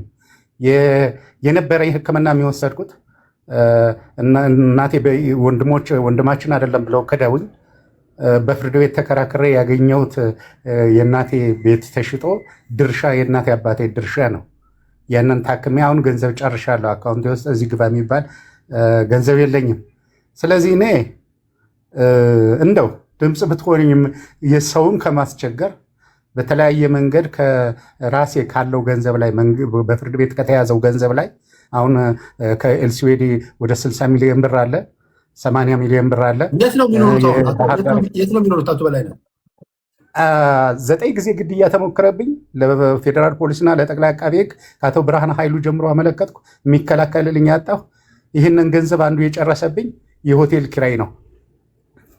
ምክንያቱም ቤቴን ሰብረው ገቡ። ከአንዴም ሁለቴ ሶስቴ መንገድ ላይ መንገድ ዘግተው ኢትዮጵያ ውስጥ ነው ከኢትዮጵያ ውጭ ነው? ኢትዮጵያ ውስጥ ነኝ። ኢትዮጵያ ውስጥ ነኝ። አልወጣም። የትም እንደወጣ ይፈልጋል። አልወጣም። ግን የውሸትም ክስ የሚመሰረትብኝ እንደወጣ ነው ከሀገር። ስለዚህ እንደዚህ ላድርግሎት። ከሀገር ውጭ እንደ ንግግሩ ከሆነ እንደተረዳሁት ከሆነ ኢትዮጵያውያን የድጋፍ እጃቸውን ቢዘረጉሎት ይመርጣሉ። ያ ለአንዳንድ ነገር ይጠቅሙታል፣ ለሚያደርጉት ነገር። ያቱ እኔ ውስጥ መደበቅ አልፈልግም። ምንም የለኝም። ምንም ገንዘብ የለኝም። እንደዚህ እናድርግ። አሁን ቀጠሮ ፕሮግራም እንያዝና ባንክ አካውንት አሉት አይደል? አለኝ። ወይ እኛም እዛ መተን ተሰብስበን መተን ሌሎች ጓደኞቼንም ሰብስቤ መጥቼ በራርሶ ቤት ወይም አንዳችን ጋር የባንክ አካውንቱን ተናግረው ከሀገር ውጭም ሀገር ውስጥ ያሉ ኢትዮጵያውያን እርግጠኛውን የሚነግሩት በውስጣቸው ያለውን ነገር እግዚአብሔር ያሳደረባቸውን ነገር እንዲረዳዎት እናደርጋለን። አንድ አቶ ኢዮዳብ አንድ ግልጽ እንዲሆን የምፈልገው ነገር አለ። መቼም እናት፣ አባት፣ ወንድም፣ እህት እኔም አውቀው እነሱ የሚያውቀው እኔ በወንጀል አስጠይቂያቸው አላውቅም። አስተካክላት ትላጭ ኢዮዳብ ጋር የገቡ እንዳይመስላቸው። ቆይ ማንንም ምን ኢዮዳብ እያሉ ነው ከቅድሙ ጀምሮ። ቴዲ ነው። ማህበራዊ ሚዲያ አዲስ ነኝ፣ ይቅርታ በዛ ይታረምልኝ። እና እኔ የምፈልገው አሁን ወንድሜ ሳድግ አንድ ብር አልረዳኝም። ከእናት ከአባቴም አንድ ብር አልተረዳሁም። በድፍረት ነው ዓለምን ያቆራረጥኩት። በልህ ነው ዓለምን ያቆራረጥኩት። የቢሮክራሲው ጋር በኢህአዴግም ዘመን በብልጽግና ያው ስራ አቁሜያለሁ። በኢህአዴግም ዘመን ምንም አይነት ግንኙነት የለኝም። ስራ ነው። ዱባይ ሄዳለሁ፣ እቃ ጭናለሁ፣ በየሀገሩ ሄዳለሁ። ምን ስለዚህ እኔ ከወንድሞቼ አንድ ብር አላውቅም። ከቤተሰቦች አሁን ያኔ ስነሳ ማንም ዞር ብሎ ያላየኝ ወንድም አለው ብሎ ያላለ ሰው አሁን ግን ከመሬት ተነስቶ የተማሩ ወንድሞች አሉት። እነሱ ባያምኑበት ነው እንጂ እነሱ ይረዱታል። በመቶ ሚሊዮኖች የሚቆጥሩት ነው። ከአንድም 2-3 ወንድም አለው ምናምን እየተባለ እኔን ዲፌም ለማድረግ ስሜን ለማጥፋት ተጠቀሙበት። አሁን ያ ጎዳኝ። ወንድሞች አለመርዳታቸው አይደለም፣ አለመርዳታቸው ሳይሆን በማህበረሰቡ ዘንድ ያለኝ ኢሜጅ ተበላሸ። ከእናቴ ጋር ራሱ ከመወዳት እናቴ እህቴም ወንድሜም ሚስቴም ልጄም የሆነችው እናቴን እንዳጣ ነው ያደረጉኝ ቤተሰቦቼ። ለምን? የተለያየ ኔጋቲቭ እየሞሏት። ስለዚህ እኛ መኖር እንፈልጋለን ስለሚሏት አሁን ማህበረሰቡ በዛ ካታጎራይዝ አድርጎኛል። ካታጎራይዝ ማለት በቃ ምክር አይሰማም። እኔ ታዋቂ ናቸው ነው ስም መጥቀስ እችላለሁ። ጠበቆች የነበረው ዶክተሮች፣ ፕሮፌሰሮች ናቸው። ይሄም ባናይ ብለው ነው ጥለው የወጡት። በአካባቢ በትውልድም አንገናኝም፣ በሃይማኖትም አንገናኝም፣ በብሔርም አንገናኝም። አዝነው ነው የቆሙት። ለምሳሌ ሟቹ ፕሮፌሰር ካሳሁን ዩኒቨርሲቲ ሄጄ ነው እግራቸው ላይ ወደኩት። እነ ፕሮፌሰር ዘካርያስ ያግዘውኛል። እነ ዶክተር ሲሳይ መንግስቴ ሊያግዙ ይሞክረዋል። ግን ከነሱ አቅም በላይ ነው። 6 ዓመት በነፃ ቁመውልኛል ፕሮፌሰር ዘካርያስ። እግዚአብሔር እድሜና ጤና ይስጣቸው። እና በዚህ ገንዘብ አለው እንዲህ ነው ተብሎ ሊወራ ቢችል አካውንት ማየት ይቻላል። የ10 ዓመቱን አካውንት ቢመጣ ስራ ካቆምኩ ጀምሮ ምንም ብር የለኝም። ምግብ ቤት 200 ብር፣ 500 ብር፣ 600 ብር በደር ነበር። ለአንድ ጊዜ አሁን ብዙ ሰዎች የሚገባቸው የእርሶ ነገር የሰሙ አሉ፣ ለሰሙም ላልሰሙም ግን አጠር አድርገው ምንድን ነው የተወሰደቦት? እንዴት ነው የተወሰደቦት? ሊገባን በሚችል አብዛኛው ሰው ሊገባው በሚችለው መንገድ ቀጥታ ስፔሲፊካሊ ስለ ጉዳዩ ብቻ አድርገው ይገሩ። እንዴት ነው የተወሰደቦት? ምንድን ነው የተወሰደቦት? ኤግዛክትሊ 2 ካምፓኒዎች አሉ። ያንን ቢኤ ኦሜጋ እና ዳይናሚክ፣ ሁለቱም የአዱኛና የበላይነህ ነው። እሱ ዝም ብሎ ሲምቦል የተቀመጠ ሰው ነው። ከክፍለ ሀገር ነው ያመጣሁት። ምንም ነገር የሚያውቀው ነገር የለም። ምንድን ነው ያ ካምፓኒ የሚሰራው? ቢኤ ኦሜጋ የዛሬ 17 ዓመት የፈረሰው ዘርፎ ነው። ዘርፎ ይጣራ ሲባል ነው ይፍረስልኝ ብሎ ፍርድ ቤት የጠየቀው። እኔ ደግሞ ቆይ ልመጣ ነው። ሂሳብ በቅድሚያ ይጣራ ብዬ ጠየቅኩ። አይጣረም አሉ ፍርድ ቤቶች። ምክንያቱም ከባድ ኔትወርክ አለ። እኔ የማውቀው በስም መጥቀስ ይቻላል፣ ማስረጃ አለ። ዳኛ የህግ አካላት ስላሉ ይፍረስ ይባላል። እሺ ኦኬ፣ ከፈረሰ በኋላ ደግሞ ኢንቨስቲጌት ይደረግልኝ። ኢንቨስቲጌት ኦዲት የሚያውቅ የህግ ባለሙያ በተለይ ሂሳብ ባለሙያ ያውቀዋል።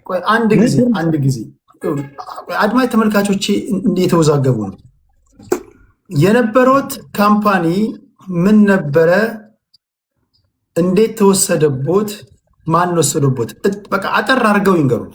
ሌላውን ፍርድ ቤት የሚያስረዱት የኦሜጋ እና ዳይናሚክ በፓርትነር እና በግብረ አበሮቹ ተዘረፈ። ምን ነበር ያተዘረፈ? ምን ነበር? ዘርፍ ላይ አለ፣ ማኒፋክቸሪንግ ላይ አለ። ሆቴል ባህር ዳር ጊዮን ሆቴል ጎን ራሱ በፖሊስ ታግዶ ተሰብሮ ነው የተገባው። አንድ ግለሰብ ባለ ጊዜው የሰጠው ሰው የድኮሙም ግብጾች መጠው ወሰዱ። እኔን ከጨዋታ ውጭ አደረጉ። ያን ሁሉ ሲደረግን ፓርትነሬን ተባባሪ አድርገው ነው። እዛ በኋላ ሂሳቡ እንዳይጠራ ተደረገ። ይሄ ነው ሚስጥሩ። በቃ ፓርትነሩ ውክልና አለው። ውክልና ሁለት አይነት ውክልና አለ። አንደኛው ፐርሰናል ውክልና፣ እንደ ግለሰብ የሚሰጥ ውክልና አለ፣ እንደ ካምፓኒ የሚሰጥ ውክልና አለ። በህግ ሁለት የተለያዩ ውክልናዎች ናቸው። እዛ ላይ እግረኛው ሚዲያም ላይ ቀርቤ አስረድቻለሁ። ለሱ የሰጠሁት አምኖ ስለነበረ የግለሰብ ክርክር ነው ማለት ነው። የጉዳይ ግራ ተጋባ አይደለም፣ ከመንግስት ጋር ነው። አቶ መስፍን አይደለም። አሚን አንድ ጊዜ በእናታችሁ እኔ እኮ ኢሪቴት የሚያደርገኝ ነገር አትለይ። እኔ እኮ አቶ በላይን አንደርስታንድ አድርጌታለሁ። ብዙ በደል የደረሰበት ሰው ነው። አንደርስታንድ ተረድቼታለሁ። አሁን ለጊዜው አብዛኛው ሰው ምስሉን መያዝ እንዲችል ማለት ነው። በቃ ሁለቱም የተፈጠረውን ምናምን ንትርኩን ደበውን የሚዲያውን ምናምን ይተውና በቃ በእርሶ ስም የነበረ ካምፓኒ ነው። ፒኤልሲ ነው፣ ሁለት ፒኤልሲዎች። እሺ፣ ከዛ ፓርትነሮት የነበረው ድርሻ ምን ነበር? እዛ ላይ 50% ድርሻ። ስለዚህ እንዴት አድርገው ከእጆ ሊያወጣ ቻለ? በአንደኛው በዳይናሚክ ላይ የስራ አስኪያጅነት ስልጣን ዝም ብሎ ለስም ሰጥቸው ነበር። በቢኦሜጋ ላይ ግን ምንም ስልጣን የለውም እና በግለሰብ የሰጠውትን ውክልና ነው አቢዩዝ ያደረገው ከባለስልጣናት ጋር ተባብረው እና ከባለ ሀብቶች ጋር ተባብረው እና ያ ይጣራልኝ ነው ጦርነቱ ከመጀመሪያው ጀምሮ። ያ ይጣራልኝ ስል ከባለስልጣን ጋር አተባተበው።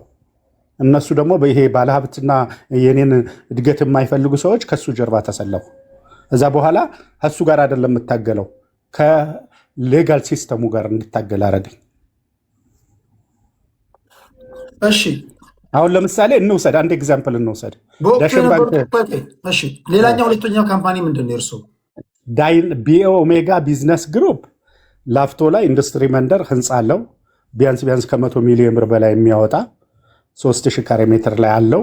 ለፋብሪካ ወስጄ ስራ ልገባ ስል የተቋረጠ። በቢኦሜጋ አክሲዮን አለው ባንክ ውስጥ። በቢኦሜጋ የኮንስትራክሽን ድርጅት ደረጃ አንድ ከ12 ኢትዮጵያ ውስጥ ከነበሩ የመንገድ የስራ ተቋራጮች አንዱ የኔ ድርጅት ነበር። ከዜሮ ተነስቶ ደረጃ እንዲገባ በመንገድ ስራ ተቋራጭ ብቻ በጂሲ ሳይሆን በቢሲም ሳይሆን በኤሲ አርሲ ያ ነበረ። መንገድ ስራ ገብቼ ነበር። እንደገና በዳይናሚክ ባህር ዳር ጊዮን ሆቴል ጎን 7000 ካሬ ሜትር ወስጄ ልገነባ ከኖቮቴል አኮር ከፈረንሳይ ሁሉ ተነጋግሬ ነበረ። ሆቴል ልገነባበት 5 ስታር። በዛን ጊዜ ሀብት ያለው የለም። ይህን የማወራው በ97-98 ነው። እንደገና ኤልሲዌዲ ኬብል ራሴ ገንብቼ ከባንክ 67 ሚሊዮን ብር ካስፈቀድኩ በኋላ ለሀገሪቱ በሚጠቅም ደረጃ ይሁን ብዬ በዓለም ደረጃ ዞሬ አለ ሰነዶቹ ከኢራን፣ ከኦስትሪያ፣ ከቱርክ፣ ከግብፅ ተደራድሬ የግብፁን ከ10 ቢሊዮን እንግዲህ ከመሐመድ በላይ ነው አቅም ያላቸው፣ ግን የቤተሰብ ነው ኤልሲዌዲ ግሩፕስ የሚለው ማንም ሰው መግባት ይችላል። እነሱን ኢትዮጵያ ውስጥ አልገባም ያሉ በጊዜው የነበረው የኢትዮጵያ ኢንቨስትመንት ገቢዎች የተለያየ መስሪያ ቤት ልማት ባንክን ጨምሮ በሙሉ ተባብረውኝ ከእንግሊዝ ሬናይሰንስ ካፒታል የሚባል መጦ አጥንቶ አዋጭ ነው አቶ በላይ ነው ያለው ትክክል ነው ብሎ ለግብጾች አረጋግጦ እርነስት ኤንድ ያንግ አረጋግጦ ፋብሪካ ኢትዮጵያ ውስጥ ከመጡ በኋላ ከዚህ ካሉ ሰዎች ጋር ተመሳጥረው ግብጾች ካዱኝ። ከዛ በኋላ ድርጅቱን እንዲያፈርስ አረገ። ዳይናሚክ ነው ዳይናሚክ ነው የገባ ኤልሲዌዲ ኬብልስ ኢትዮጵያ አዚ ሆል ነው። ዳይናሚክ ካይሮ የተፈራረምኩት እኔ ነኝ። ዳይናሚክ እና ኤልሲዌዲ ኤሌክትሪክ የግብፁ ኤጂ ይባላል። የግብፁ ነው። እኔ በእኔ በኩል ዳይናሚክ ነው። ዳይናሚክ ደግሞ በስሩ ማን አለ? አዱኛና በላይነህ አለ። ያንን አፈረሰው። ግብጾች ያንን አጋጣሚ ተጠቀሙ። ለአዱኛም ባለኝ መረጃ ማስረጃ ማድረግ ባልችልም ህጉ አግዞኝ 40 ሚሊዮን ብር በላይ ተቀብሏል የሚል መረጃ ነው ያለኝ። ያ መረጃ ይጣራልኝ ነው። አሁን መገመት መብት ነው አላልኩም። ይጣራልኝ ነው። ግብጾች የኔን ብቻ ሳይሆን የመንግስትም በቢሊዮን የሚቆጠር ወስደዋል፣ አጭበርብረዋል ነው። ታክስ ፍራውድ አድርገዋል፣ ገንዘብ አሸሽተዋል። ለዚያ ደግሞ ማስረጃ ማቅረብ እችላለሁ ነው። መንግስት ያግዘኝ ነው። ያ ሲመለስ መንግስት ጥቅሙን ሲያገኝ፣ እኔን ግን የተለያዩ ሰዎች ገቡ። አዱኛ መግቢያው ላይክ ባልና ሚስት ሲጣላ አንዷ በሽታ ይዛ ከመጣች እዛ በኋላ ለልጆቿ ለቤተሰቡ ይበጠበጣል አይደል? አዱኛም እንደዚያ ነው የሆነብኝ። ሰዎች ናቸው የገቡ ጀርባ እንጂ አዱኛ እዚህ ግባ የሚባል አሁንም ቦታ አልሰጠውም እንኳን ያኔ። ግን የኔን አካሄድ አደገኝነት፣ የቢዝነስ ሰውነት የሚያውቁ ሰዎች በአሁኑ ሰዓት ቢሊዮነር የሆኑ ሰዎች ከአዱኛ ጎን ተሰለፉና አጥፋው፣ እኛ እናግዛለን፣ በስልጣንም እናግዛለን፣ ሰው በማስተዋወቅ እናግዛለን ምናምን ተባለና በሙሉ ዘመቻ ተጀመረ። ገንዘብ ርጭ ሲባል እሱ ረጨ። በሐሰተኛ ሰነድ እያወጣ ሐሰተኛ ቼክ፣ ሐሰተኛ ደረሰኝ እያወጣ በድርጅቱ ስም። ያ ይጣራ ነው። ስለዚህ አሁን እያልኩ ያለሁት 17 ዓመት ሙሉ አጠር መጠን ስትል በአንድ ቃል ኢንቨስቲጌት ወዲህ ሲደረግ ማቀርባቸው መስረጃዎች በቂ ማስረጃ ከሌላቸው ውድቅ ይደረጋሉ። የሚመለከተው ፖሊስ፣ አቃቤ እና ሂሳብ አያያዝ ኦዲት ቦርድ ይተባበረኝ ነው። ትክክለኛ ሂሳብ አጣሪ ፍርድ ቤቶች ዝም ብለው ሳይሆን መሾም ያለባቸው። አሁን ለምሳሌ አሁን በ6 ቀጠሮ አለ፣ ሮብ ማለት ነው። ሂሳብ አጣሪ ታግዷል። ሂሳብ አጣሪው አንደኛው ደግሞ በ20 ቀጠሮ አለ፣ ንግድ ችሎት የዳይናሚክ እሱም ለ20 ተቀጥሯል፣ ለግንቦት 20። አሁንም ሊራዘም ይችላል። ሊራዘም አይገባውም። በእኔ ላይ ብቻ ሳይሆን በመንግስትም ላይ ጉዳት ደርሷል ነው። መንግስት ራሱ እንኳን እንደ ዜጋ ብቻዬን ጥቅሜ ብቻ ሳይሆን መንግስት ጥቅሙ ሲነካ ተነካብኝ ብዬ መጠቆም መብት አለኝ ነው። መብት አለኝ። ስለዚህ መንግስት ጣልቃ ይግባልኝ። ሆስት ኤንድ ፓራሳይት ግንኙነት የጠቃሚና ተጠቃሚ ሳይሆን ሚቹዋል ቤኔፊት አለን። ሲምባዮሲስ ሚቹዋሊዝም የሚባል ነገር አለ በባዮሎጂ። የጋራ ጥቅም አለን። መንግስት ጥቅሙን ሲያገኝ እኔም ጥቅሜን ሀቁ ይወጣል ነው። ስለዚህ መንግስት ሊያግዘኝ ይገባል ነው። ስለዚህ እንደዚያ የሆንኩ ቤተሰቦች ደግሞ ሸሹኝ፣ ወንድሞች ሸሹኝ። ገብቶኛል። እኔ ገብቶኛል። የእሱ ሀሳብ አንድ ድንጋይ አንድ ድራፍት አቶ በላይነህ አንዳንድ ነገሮች አንደርስታንድ ብሶት ስላለ ነው። ይቅርታ ገብቶኛል። እኔ ብሶት እንዳሉ ታውቃለሁ። ግን ለእርሶ ነገርየው በህግ የተያዘ ከሆነ ሁሉም ነገር አይነገርም። ሁሉም ነገር አንድ ጊዜ እንደገና የሚሾሙ ዳኞችን የተወቀሰ የፍትህ ስርዓቱ እንትኑ የባለስልጣኑ እንትኑ እያንዳንዱ ነገር ይሄ በህግ የተያዘ ከሆነ የህግ ሰዎችን እያማከሩ የሚያደርጉት ነገር ነው። ራሶት ላይ ምስካሪ ሆኖ እንዳይቀርቡ ማለት ነው። ለምን ደግሞ ረጅም አሁን ቢናገሩ ሰዎች የሰው ልጅ በባህሪው ረጅም ሲናገር ስህተት የመስራት እድሉ ሰፊ ነው የሚሆነው። ቱ ዘ ፖይንት ነው መምጣት ያለበት። ቁጥብ ነው መሆን ያለበት ነገርየው በህግ የተያዘ ከሆነ እና አሁንም ተስፋ ያለው ከሆነ። ሁለተኛ እዚህ ጋር የህግ ሰዎች ይሰማሉ። እኔ የህግ ሰው አይደለሁም። የህግ ሰዎችን ግን ላገናኘው ትችላለሁ። እሺ ገቦት አንዳንድ ነገሮች የእርሶ ጉዳይ ዴፊኒትሊ የቢዝነስ ለው ያጠኑ በዘርፉ ስፔሻላይዝድ ያደረጉ ፕሮፌሽናል ሰዎችን ይፈልጋል። እሺ ይህንንም ማወቅ አለበት እና እያንዳንዱን ነገር የህግ ሰዎች ምናልባት ከሀገር ውጭ ያለንም ኢትዮጵያውያን ሁሉም ተባብሮ ደንበኛ ጠበቃ መያዝ ካለቦትም አንድ ጠበቃ ይዘው ጠበቃዎት የህግ ሰዎች በሚያማክረው መንገድ ነው መንቀሳቀስ ያለበት። ቪዲዮ ቶሎ ቶሎ መስራት የለበትም። ከጫፍ እስኪዝ ድረስ ነገርየው ሁሉም ነገር አይዘረገፍም፣ ሁሉም ነገር አይወራም። ይህንን ከግምት ያስገባው ሰው ተስፋ ሰጪ ወይም ደግሞ የተዳፈነ የተዘጋ ነገር አይደለም። ስቲል 1%ም ቻንስ ካለ 99% የተዳፈነ ከሆነ እግዚአብሔርን የሚያምን ሰው በዛች 1% ላይ እምነት ያደርጋል። ያንን ነው ልል የምችለው። ስለዚህ ይገባኛል። በደንብ እርሶ ተረጋግተው አይዞ። ከምንም ነገር በላይ ደግሞ ፈጣሪ አለ። እግዚአብሔር የሚያይ የሚሰማ አምላክ አለ። እኔ በእግዚአብሔር አምናለሁ። የድሃ እንባ ብቻ እርሶ ሐቅ ይኑሮት። እኔ ሕያው እግዚአብሔር ምስክሬ ነው። እርሶ ሐቅ ካሎት ለእግዚአብሔር የማይቻል ነገር የለም። የእርሶን ሐቅ ደግሞ የበሉ ሰዎች እርሶ በሕይወት እያሉ እግዚአብሔር ያሳዩታል። ብቻ ግን እርሶ ልብና ኩላሊት የሚመረምረው እግዚአብሔር ነው። እኔ አላቅም። ከአንደበቶ የሚወጣውን ነው ልሰማ የምችለው። ያለፉበትን የህይወት ውጣ ውረድ ምን እንዳደረጉ በምን ዲል እንዳደረጉ የነዛን ሰዎች ስቶሪ ምንም አውቀው ነገር የለም፣ አልሰማንም። ግን እርሶ አንድ ነገር እርግጠኛ የሆኑ በእግዚአብሔር ላይ እምነት ይጣሉ። እግዚአብሔር ዞር ብሎ የእርሶን ፋይል የመዘዘ ሰዓት፣ ፋይሎ የታየ ሰዓት ማንም ሊከለክል አይችልም። እሺ እዚህ ላይ ዙፋን እስቲ የሚለውን ነገር ትንሽ አጠራ ያለ ነገር በሉና እኔ የዕለቱን ፕሮግራም መዝጋት አለብኝ፣ ልዝጋ።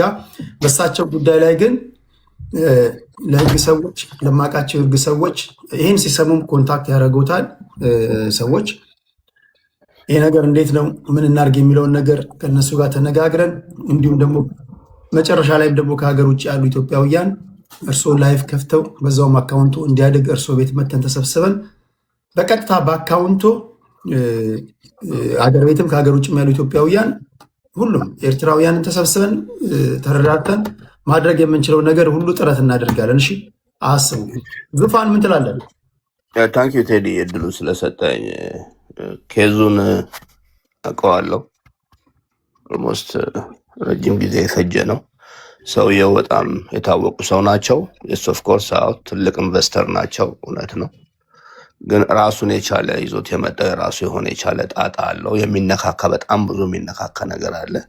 ያንን ለህዝቡ አንድ ነገር እንዲሆን አንተም አውቀው እንድትሆን እሳቸውን ህግ የያዘው ጉዳይ ስለሆነ አሁን የሆነ ነገር ብንል ሁላችንም የየራሳችንን ነገር እየተናገርን የእሳቸውን የህግ አካሄድ እንዳያበላሽባቸው እንደዚህ ተናገሩ መንግስትን ተናገሩ እንደዚህ እንዳንባል እኛም አንተ በግል እሳቸውን በደንብ አድርገህ ጋዜጠኛ ስለሆንክ የእሳቸውን ታሪክ በደንብ አዳምጥና ሰነዶቻቸውን እና የህጉ ጉዳይ ከታየ በኋላ ወደ ህዝቡ ታመጣውና ሁላችንም የአቅማችንን ሳፖርት እናደርጋቸዋለን። አለበለዚያ አንተም የምታጣራው አለ፣ እሳቸውም የሚነግሩህ አለ። ከዛ በኋላ ይሻላል እንጂ አሁን ብንናገር ምን ይመጣል መሰለህ? የኔ ወገን ነው የዛ ወገን ነው የሚባል ይመጣና ጭራሽ የእሳቸውን አካሄድ በህግ እንዲጠየቁ ነው የሚደረገውና ሰውየውንም ለማዳን እውነቱም እግዚአብሔር እንዲያወጣላቸው መጀመሪያ አንተ ኮንታክት አድርጋቸው እያንዳንዱን ነገር ብትጠይቃቸው ጥሩ ነው። እኔ ጋሼ ለእርሶም ነግሮት ቴዲ ነግሮታል። እግዚአብሔር የሁሉም አምላክ የሆነው የለፉበትን ጉዳይ አይከለክልም። መጀመሪያ ግን ዝም የሚባል ነገር አለ። አንድ ቀን የድንግል ማርያም ልጅ ያዩት ቀን ሁሉ ነገር ይወጣልና አሁን ብዙ ቦታ ላይም ገብተው ባይተነፍሱ ምን ባይሉ ለምን ይዞቦት የሚመጣው ጣጣ ደግሞ ሌላ ብዙ ነው። ስለዚህ ከዚች ነገር ትንሽ ቆጠብ ብሎ ከቴዲ ጋር አውርተው ቀኑ ሲደርስ ሁሉ ነገር ፈንድቶ ሁሉም ያቅሙን 1 ብርም 2 ብርም ቢሰበሰብ ያጡትን ቢያንስ ሁሉም ባያገኙ ግማሹን ያገኛሉ ብዬ አስባለሁ እንደ ሰውኛ። ታንክ ዩ ቴዲ። ይሄን ነው ማለት ነው። እሺ ሁላችሁንም ከልብ አመሰግናለሁ። ለተገቢው ሰዓት በላይ ነው የቆየሁት። ፖለቲካዊ ነክ ጉዳዮች ነበሩ፣ ለነገ አዘዋውራቸዋለሁ። እንዳላችሁኝም ይህን ጉዳይ በደንብ እንትን ልበል ልጠያይቅ፣ ሰዎችን ልጠይቅ። በእርግጠኝነት ሰዎች በውስጥ የሚጽፉልኛል፣ እርስዎንም ኮንታክት ያደርጎታል። የሚቻለንን እናደርጋለን። ሁላችሁንም ከልብ ነው አመሰግነው። አቶ በላይነህ አይዞት፣ ከሰው በላይ በእግዚአብሔር ላይ ታመኑ፣ እግዚአብሔር ሁሉ ነገር ያደርጋል። ተስፋ እንዳይቆርጡ በቃ ነግረኖታል። ያው ነገር ቢበዛ በአህያ አይጫንም ነው የሚባለው። እርሶ ጸልዩ፣ ነገሮትን ለእግዚአብሔር አስታውቁ። እግዚአብሔር እሱ ይዘዋል። እሱ ደግሞ ከያዘው ማንም ሊከለክል አይችልም። ይሄን ነው ምሎት። እኔም በውስጥ ጽፍሎታለሁ፣ ሌሎች ሰዎች የሚጽፍሎታል። እናወራለን በሚቀጥለው። እሺ ላሰናብታችሁ ሁላችሁንም።